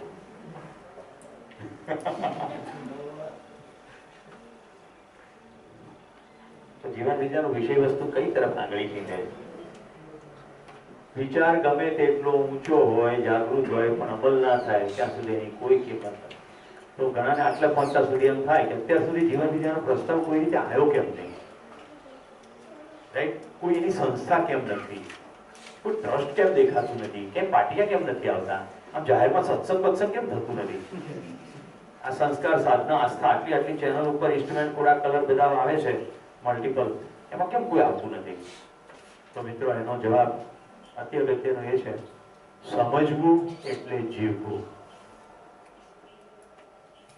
જો સમજ્યા તો તમારું આચરણ બદલાઈ જશે. નહીં તો માહિતીની ટ્રાન્સફર, ડેટા ટ્રાન્સફર. કઈ રીતે? મારા દિમાગમાંથી નીકળેલો ડેટા મશીનમાં ગયો, મશીનમાંથી ટ્રાન્સફર થઈને પ્રોજેક્ટરમાં ગયો, પ્રોજેક્ટર અહીંયા અત્યારે પ્રોજેક્ટ કરી રહ્યો છે એટલે અહીંયા ટ્રાન્સફર થયો, ધીમે ધીમે તમારા દિમાગની અંદર ટ્રાન્સફર થશે અને લક્ષો નોટમાં ટ્રાન્સફર થશે. ફરક કશો પડશે નહીં. એટલે આ કાર્યક્રમ, આ શિબિર માત્ર ને માત્ર સમજ્યા પછી એવા જીવવા વાળા લોકો દ્વારા જ પ્રબોધિત કરવામાં આવે છે. એમ લાગે હા યહી હે જીના, ત્યાર પછી શરૂ થાય. એટલે એનું કોઈ ટ્રસ્ટ નથી. બધો પરિવાર વિધિથી જ થાય. મારી અંદર એ દ્રઢતા હોવી જોઈએ સતત ને સતત કે પૃથ્વી પરના તમામ માણસો સમજી શકે છે. તો હું કોઈને તું બુહો છે, ભાગો છે, તને સમજણ નહીં પડતી એવું નહીં થાય. કદાચ એવું મોઢામાંથી નીકળે પણ અંદર એવો ભાવ નહીં હોય. આપણે રોજબરોજની લોકોની ભાષાઓ જે છે એટલે ગાડી આટલી ખબર નથી પડતી. કિશન તમે ઘણી વાર કીધું હોય તો પણ એના મનમાં મને એવું નથી કે ગાડીઓ છે, એને ખબર નહીં પડે. ओके, प्रत्येक व्यक्ति समझ सकता है, समझाने वाला चाहिए, समझाने वाले की और समझने वाले की निष्ठा चाहिए, दोनों की एक भाषा चाहिए. बस આટલી આની બેઝિક રિક્વાયરમેન્ટ. કોઈ મને પૂછે કે તમારા શિબિરમાં ભાગ લેવાનો મિનિમમ ક્રાઇટેરિયા શું? માણસ હોવું. આ શિબિર ગધેડાઓ, કૂતરાઓ, બિલાડાઓ માટે નથી. કોઈ પાલતુ લઈને આવે તો એને બહાર રાખવા પડે, કારણ કે એને શિબિરમાં કંઈ પલ્લે પડે નહીં. આ શિબિર માનવ માટે છે, પ્રત્યેક માનવ સમજી શકે. બીજી વાત છે ભાષા. હવે હું શિબિર ઉર્દુમાં લઉં, તમે ઉર્દુ ના સમજતા હોય તો ના ચાલે. એ રીતે હું જે શબ્દોનો પ્રયોગ કરું છું, અમુક વય સુધી એ શબ્દો પકડાવાના નથી. હું એમ કહું કે પુખ્ત વયની વિચારણા, તો હવે 5, 6, 7મા વર્ષમાં હોય એટલે હું પુખ્ત સમજણ પડે, રાઈટ? આપણે ત્યાં નાગરિક શાસ્ત્ર ભણાવે ને બધા નાના ધોરણમાં, અને કોલેજમાં એમને મતાધિકાર મળે, એટલે આપણે 40% વધુ પછી વોટ આપવા જતી નથી. કારણ કે જ્યારે ભણાવે ત્યારે વોટ આપવાનો અધિકાર નથી, અને જ્યારે વોટ આપવાનો અધિકાર આવે ત્યારે સમજણ નથી. હું આ શિબિરમાં નથી પૂછતો, પણ મારા ટ્રેનિંગ પ્રોગ્રામમાં ઘણી વાર પૂછું કે લેજિસ્લેટિવ એસેમ્બલી અને પાર્લામેન્ટમાં ફરક શું? પહેલા તો લેજિસ્લેટિવ એસેમ્બલી એટલે શું? MLA બોલીએ છે, right? MLA, but what is MLA? મારી એક દીકરી છે, એને મારે હિમાલય લઈ જવાની, એટલે મેં કીધું તારું નામ લખ, એટલે એને એનું હુલામણું નામ લખી નાખ્યું. રેલવે ટિકિટમાં ચાલે, હું એને પપ્પુ કહીને બોલાવું તો પપ્પુ ચાલે રેલવેમાં? પેલો ટીસી આવે, આઈ કાર્ડ માંગે, એટલે આમાં કંઈક બીજું લખ્યું છે, પપ્પુ નથી, કે હું પપ્પુ છું, એવું ચાલે નહીં. તો એટલે જીવન વિદ્યાનો શિબિરનો પ્રચાર નથી, પ્રસાર નથી, અને એમાં બહુ મોજ છે. કેમ? કારણ કે જે સમજીને જીવવા લાગે એ ત્યાર પછી બીજાને પોતાના ખુશીના ભાવથી વ્યક્ત કરે. એમ કરતા કરતા સમૂહ વધતો જાય અને ખરા અર્થમાં ફરક પડતો જાય. તો આ સત્રના છેલ્લા ભાગમાં થોડીક વાત કહી દઉં. તમને મારો તો પરિચય થઈ ગયો. તો હું અહીંયા બીજો કોઈ ધંધો નથી એટલે અહીંયા આવ્યો નથી. ઘણા મહાત્માઓને શું હોય કે કોઈ ઓડિયન્સ ના મળતું હોય, એટલે કે આટલું સારું ઓડિયન્સ લોકનિકેતન જેવી આટલી રૂપાળી સંસ્થા મળતું હોય તો 5 જણા ધન્ય થઈ ગયા. તો એવું નથી. વ્યવસાય છે, કમાવાની તકો છે, પણ જીવન વિદ્યાના પ્રસ્તાવ એવી ખબર પડી દીધી કે આ પૃથ્વી ઉપર આપણે માનવ બંધુઓ સાથે જે ખુશી વહેંચવા જેવી તૃપ્તિ બીજી કશામાં નથી. એટલે જેટલી શારીરિક જરૂરિયાતો છે, પારિવારિક જરૂરિયાતો છે, એના માટે કમાવાનું. અત્યારે મારા જીવનની પ્રાથમિકતા 2 જીવન વિદ્યાના શિબિરની વચ્ચે જેટલો સમય મને મળે છે, 2 શિબિર એટલે ખાલી આવા પ્રબોધન શિબિર જ નહીં, અધ્યયન શિબિર, શિબિરનું આયોજન, શિબિર થતા હોય તો એમાં સપોર્ટ કરવા જેવું, હું શિબિર ના ચલાવતો હોઉં તો પણ એવી બધી પ્રવૃત્તિની વચ્ચે જેટલો સમય મળે એમાં મારી મોજ પ્રમાણે વ્યવસાય કરું છું. એમાં ટ્રેકિંગ પણ આવે છે, પહાડોમાં રખડવાનું પણ આવે છે, કશું અટકતું નથી. સ્વતંત્રતા શરૂ થઈ ગઈ. હું તમને શિબિર દરમિયાન સ્વતંત્રતા અને સ્વરાજ્ય આ ત્રણેય શબ્દોને પણ વ્યાખ્યાયિત કરીને બતાવીશ. તો આચરણ એ જ પ્રમાણ. તો હવે જો જ્યાંથી શરૂ કરી ત્યાં લઈ જાઉં છું. વાક્ય પ્રમાણ નહીં, શાસ્ત્ર પ્રમાણ નહીં.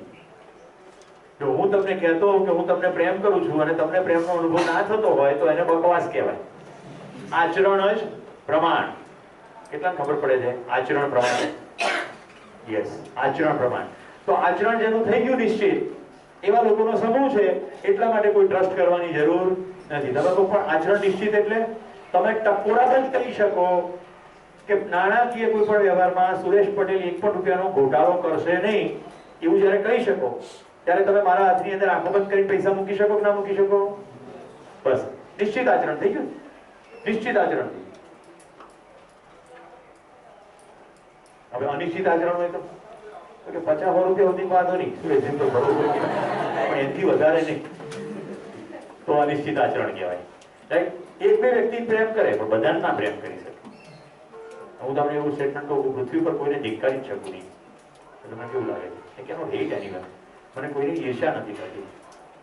મિત્રો આનાથી બહાર કહીએ ને તો કે ફેંકે છે. અહીંયા તમે 5 દિવસ અનુભવી શકશો. કહેવાનો તાત્પર્ય છે, સમજણની એક સ્થિતિએ પહોંચી ગયા પછી જે રૂમમાં દેવાનો પ્રકાશ થઈ ગયો, પછી એમાં અંધારું અને પ્રકાશ બે ભેગું ના રહી શકે. એકવાર સમજણ થઈ ગઈ પછી અણસમજણમાં પરિવર્તિત ના થઈ જાય. તમે એકવાર દાજ્યા પછી દરેક વખતે કેવું પડે ખરું કે લાલ હોય, આમ જ્વાળાઓ નીકળતી હોય, આજુબાજુ ગરમી લાગતી હોય, એનાથી દજાઈને દૂર રહેવું, એવું કેવું પડે? સમજણ પડી ગઈ એટલે આખી જિંદગી આખી દૂર જ રહે. એવું જ પાણીનું ખબર પડી જાય બહુ ઊંડું છે, તરતા ના આવડતું હોય તો આદમી અચ્છા થા, બીજી તરફ શ્રદ્ધાંજલિ આવે, બધા મરી ગયેલા તો સારા જ હોય છે. એટલે અહીંયા આચરણનો મહિમા છે.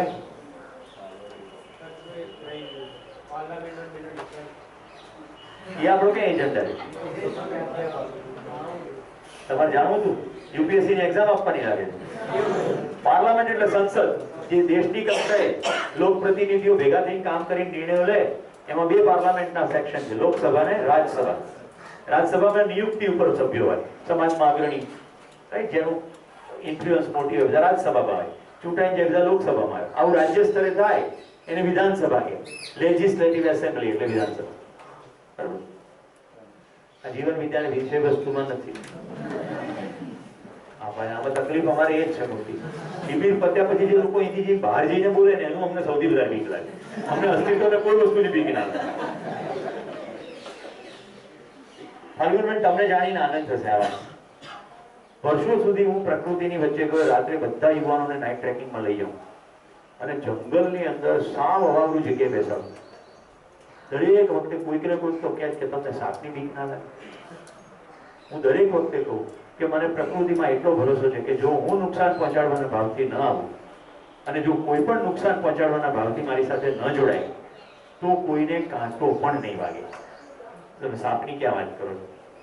તો આજે મને પ્રસન્નતા થાય છે કહેતા આટલા યુવાનોને પાછલા 20 વર્ષમાં જંગલોમાં અને પહાડોમાં રખડાવ્યા છે. Not a single incident of accident. એક પણ ઇન્સિડન્ટ નહીં.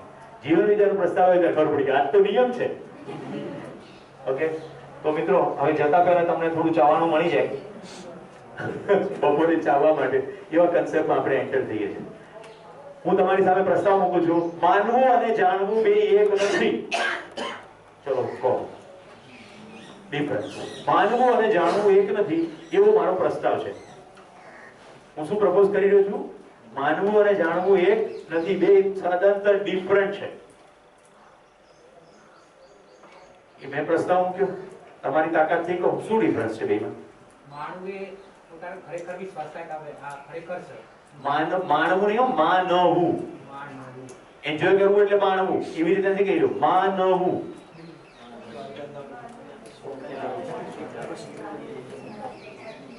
એને કીધું કોઈ ઓર્ડર આપે ને માનીએ તો એ માનવું અને તમારી ઈચ્છાથી કરો તો જાણવું. બોલો બીજો જવાબ. જાણવું એટલે ઇન્ફોર્મેશન કલેક્ટ કરવી, માહિતી એકઠી કરવી એટલે જાણવું. અને માનવું એટલે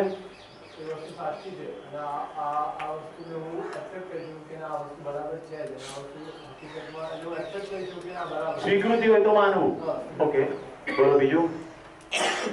અરે મિત્રો તમે 100 થી વધુ લોકો છો. યસ, કીધું બરફ કાચ જેવો હોય, કાચ ન દેખાય, આ બરફ નથી. એટલે કાચ છે એ બરફથી અલગ છે. એ બેયને અલગ અલગ રીતે જુઓ, એને માનવું કે ભાઈ જાણવું? જાણવું. એને જાણવું. બીજા વિકલ્પો? માનવું.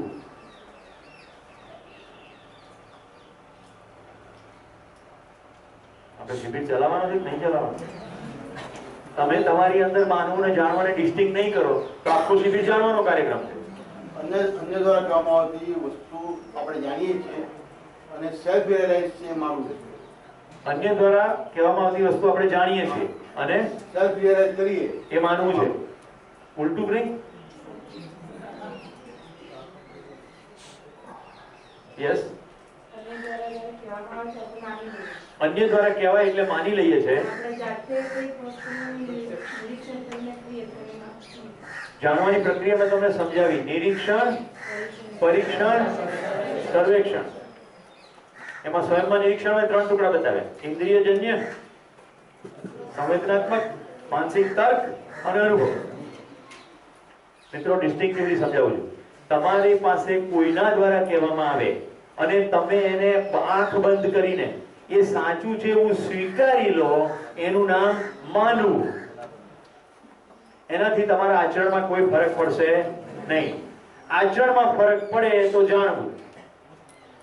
જાણવું બરાબર સમજવું બરાબર આચરવું. માનવું બરાબર બોલવું બરાબર કહેવું, ટેમ્પરરી ક્યારેક આચરવું. નિરંતરતા નહીં. માનવામાં અનિશ્ચિતતા, જાણવામાં નિશ્ચિતતા. એક ઉદાહરણ, અગ્નિ વિશે એકવાર જાણી લીધું પછી આખી જિંદગી અગ્નિ સાથેનું વર્તન નિશ્ચિત કે અનિશ્ચિત? કે ના, એક દિવસ રોટલી કરતા કરતા તમારાથી દૂર રહે અને બીજી વાર તમારે પકડી લે, 3 દાડા પછી પાછળ દૂર રહે, ચોથા દિવસે તમારે પકડી લે. આવું થાય? બોલો અમોલા મેમ, માનવું જાણવું તમને શું ડિફરન્સ લાગે? તમે આમ મંદ મંદ મુસ્કુરાય કરશો એ નહીં ચાલે ભાઈ. મંદ મંદ મુસ્કુરાય છે એટલે બહુ બહુ બહુ સુખ શાંતિ હો. પ્રબોધકને એવો ભ્રમ રહે કે આ બેન બરાબર ભણી રહ્યા. બોલો માનવું જાણવું મેડિસિનના કન્ટેક્સ્ટમાં કહો. માનવું એટલે કોઈ ઇન્ફોર્મેશન આપી, ઓકે સારું, એ વખતે વાત સમજી ગયા, પછી ભૂલાઈ બીજા 4 દિવસ પછી. જાણવું એટલે રિયલાઇઝ થયું, એક્સેપ્ટ થયું અને આચરણમાં લીધું. પરફેક્ટ. માનવું જે છે એ ટેમ્પરરી છે, એમાં નિશ્ચિતતા પણ નથી. જ્યારે જાણવું છે પરમેનન્ટ છે અને નિશ્ચિતતા છે. જો 2 ડાયમેન્શન ખુલ્યા, ટેમ્પરરી, પરમેનન્ટ, નિશ્ચિત, અનિશ્ચિત. જો તમે જાણી લો તો તમારું આચરણ નિશ્ચિત થઈ જાય. ચાલો જોઈએ, વધારે સમજીએ. આજે રિસેસ થી પાછા આવો ને પછી પણ માનવું અને જાણવું જ ઉતરવાનું. એકવાર એ ફંડા ક્લિયર થાય ને તો શિબિર આગળ ચાલે. નહીં તો તમે હું જે કહીશ બધું માનવા જ લાગશો. અહીંયા પાટિયું નથી, નહીં તો મેં લખ્યું હોય इस शिविर में कुछ मानना नहीं. 3 વાક્યો લખવામાં આવે પ્રબોધક દ્વારા પાટિયા ઉપર. માનના નહીં, જાનના.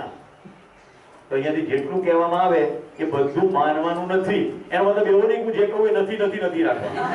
એનો મતલબ એવો છે કે તપાસવાનું, સ્વયંમાં નિરીક્ષણ સાથે આપણે પહેલા માનવું લઈ લઈએ. अच्छा लगना अच्छा होना नहीं.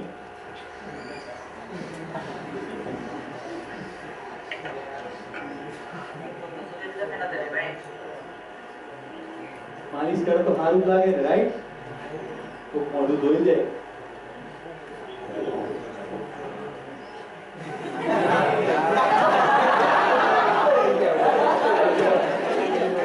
તો બીજી વાર નહીં જોઈએ.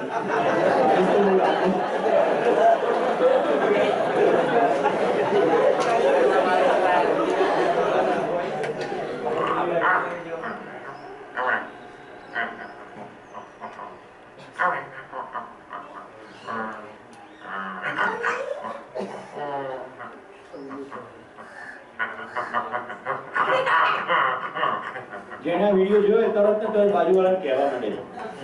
આપણે કહ્યું છે એટલા માટે કે શિબિરમાં પોતાની તાકાત લગાડવા દેવાની છે. કેટલી વાર એવું માનતા હોય કે ક્રિએચર છે, નવીન થાય છે, નવીન ક્રિએચર છે. થોડા સિલેક્ટ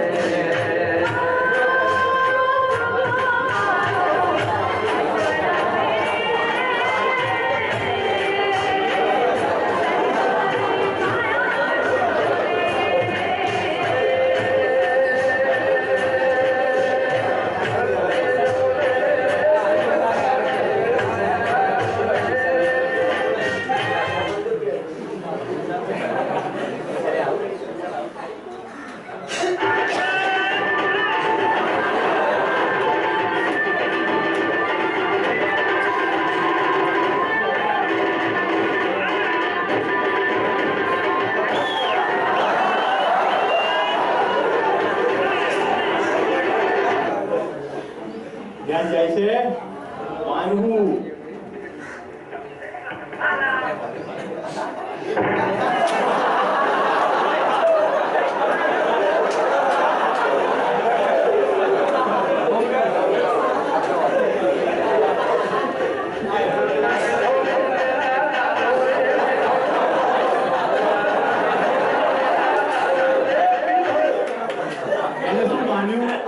લાગી વગર ચાલશે. પછી ડોહો પડી જાય ને હાડકું ભાગી જાય એ કઈ આવતું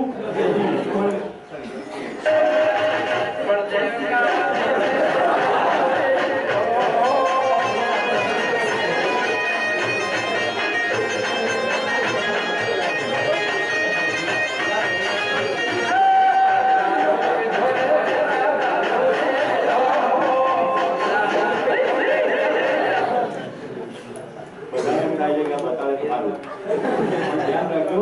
આપણો આશય માત્ર ને માત્ર ધ્યાન ખેંચવાનો છે, વિડીયો બતાડવાનો નથી. અમારે એક ભાઈની સાથે સત્સંગ થાય.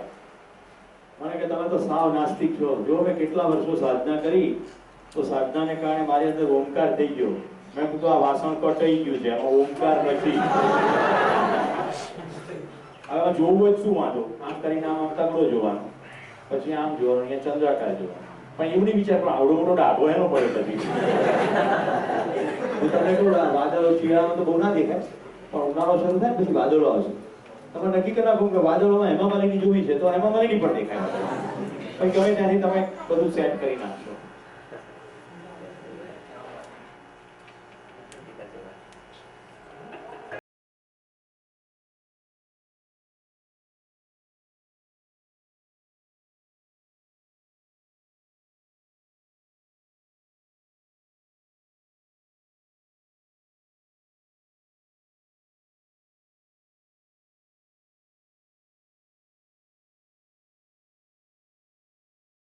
માછલી આવી તો બહાર નીકળી મોઢું ભગતો હોય, રબરની માછલી છે, પાછળથી હાથ નાખેલો છે.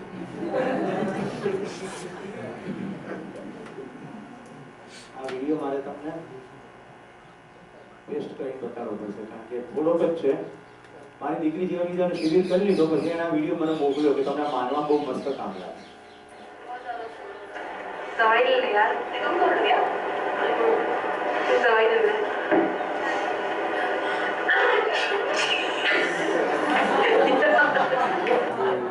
છેડા નથી નીકળ્યા, એના પાસે રબરની દોરી છે.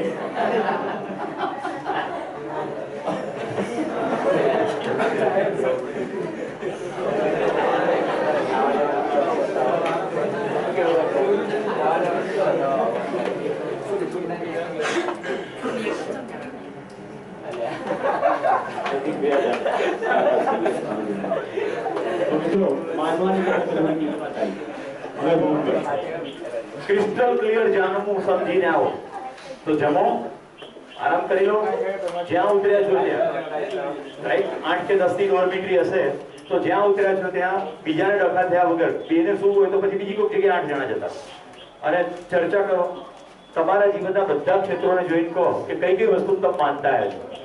પોતાનું શરીર, વ્યવસાય, પાસ પડોશ, લગ્નના કોઈ ના ભાઈ હોય તો, છોકરો છોકરી સંબંધો, વિવાહ સંબંધો, એમ કે ભણવું તો કઈ બીજા શાખામાં આગળ ભણવું જોઈએ, જેમ કે પેડિયાટ્રિક કરવું કે ગાયનેક કરવું, તો એમાં આપણે શું માની રહ્યા છીએ, રાઈટ. અદિતિ, ગુજરાતમાં ગાંધીનગરમાં પરણવું કે પાલનપુરમાં પરણવું, રાઈટ. આ 3 પ્રસ્તાવ આવ્યા છે, તેમાંથી કયો પ્રસ્તાવ કાજલ માનવા રાખવો. હું તમને તમારી ભાઈને અનુરૂપ બધા ઉદાહરણ આપી રહ્યો છું. લેપટોપ લેવાનું છે તો કયું લેવું, એસુસ નું લેવું કે એસર નું લેવું, આઈબીએમ નું લેવાય કે ના લેવાય, લેનોવો લેવાય કે ના લેવાય, વગેરે વગેરે. એમાં માન્યતાનો કમ્પોનન્ટ જુઓ. અહીંયા તમે જેટલા જોડી કપડા લાવ્યા છો એ થેલાની ચેન ખોલીને પૂછો, માનીને લાવ્યો જાણીને લાવ્યો. આવું ઝીણા ઝીણા ગિમિક કરશો તો તમારું ધ્યાન બપોર દરમિયાન જાણવામાં જશે. જેટલા સંબંધો છે બધા સંબંધોને યાદ કરી લો. પપ્પા મમ્મી વિશે શું માનો છો, ભાઈ બહેન વિશે શું માનો છો, એમના ફ્યુચર વિશે શું માનો છો. તમે એવું જાણ્યું છે ખરું, તમારા જેની સાથે કંઈ પણ કટુ કે સંઘર્ષ ભર્યા વ્યવહાર છે એના વિશે તમે પહેલેથી માની રાખ્યું છે કે એ આમ જ કરશે, એ આમ જ વર્તશે, કે જાણ્યું છે. જો તપાસવાની વસ્તુ છે. જો અંદર તપાસશો તો તમે પાછા આવશો ત્યારે તમને ખબર પડશે કે ઘણી બધી વસ્તુમાં તમે જાણ્યું છે જ નહીં, and you have a set of માન્યતાઓ. તો ડાયરીમાં કામ કરજો, લખજો, આના વિશે મેં આવું માન્યું, આના વિશે આવું માન્યું. જે કોન્ફિડેન્શિયલ ના હોય એવું ડાયરી કોઈ વાંચે તો પ્રોબ્લેમ ના થાય, અધરવાઇઝ વિધાઉટ નહીં. તમારે પોતાની જાત સાથેની એક્સરસાઇઝ છે બેઝિકલી. ક્લિયર? કેટલા લોકો કરશે આ કામ? એનું કારણ છે કે કરીને આવશો ને તો બપોર પછી જાણવાની તમને ક્લિપો બતાવીશ, એટલે તમને જાણવામાં દ્રઢતા થતી જાય. આખો શિબિર માનવાનો શિબિર છે જ નહીં.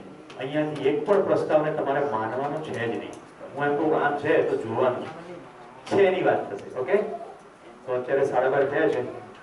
આપણે કેટલા વાગે ભેગા થઈએ છીએ? 2:30. રાઈટ. આજનો બ્રેક થોડો શોર્ટ છે. કાલથી આપણે 12 વાગે બ્રેક કરશું અને 2:30 વાગે મળશું. એક્સેપ્ટેબલ છે? Thank you. નમસ્કાર. મેં કીધું 10 મિનિટ પહેલા ક્લાસમાં આવી જજો. 5 મિનિટ પહેલા હું આવી જઈશ અને તમને કોઈ કેસ સંભળાવીશ.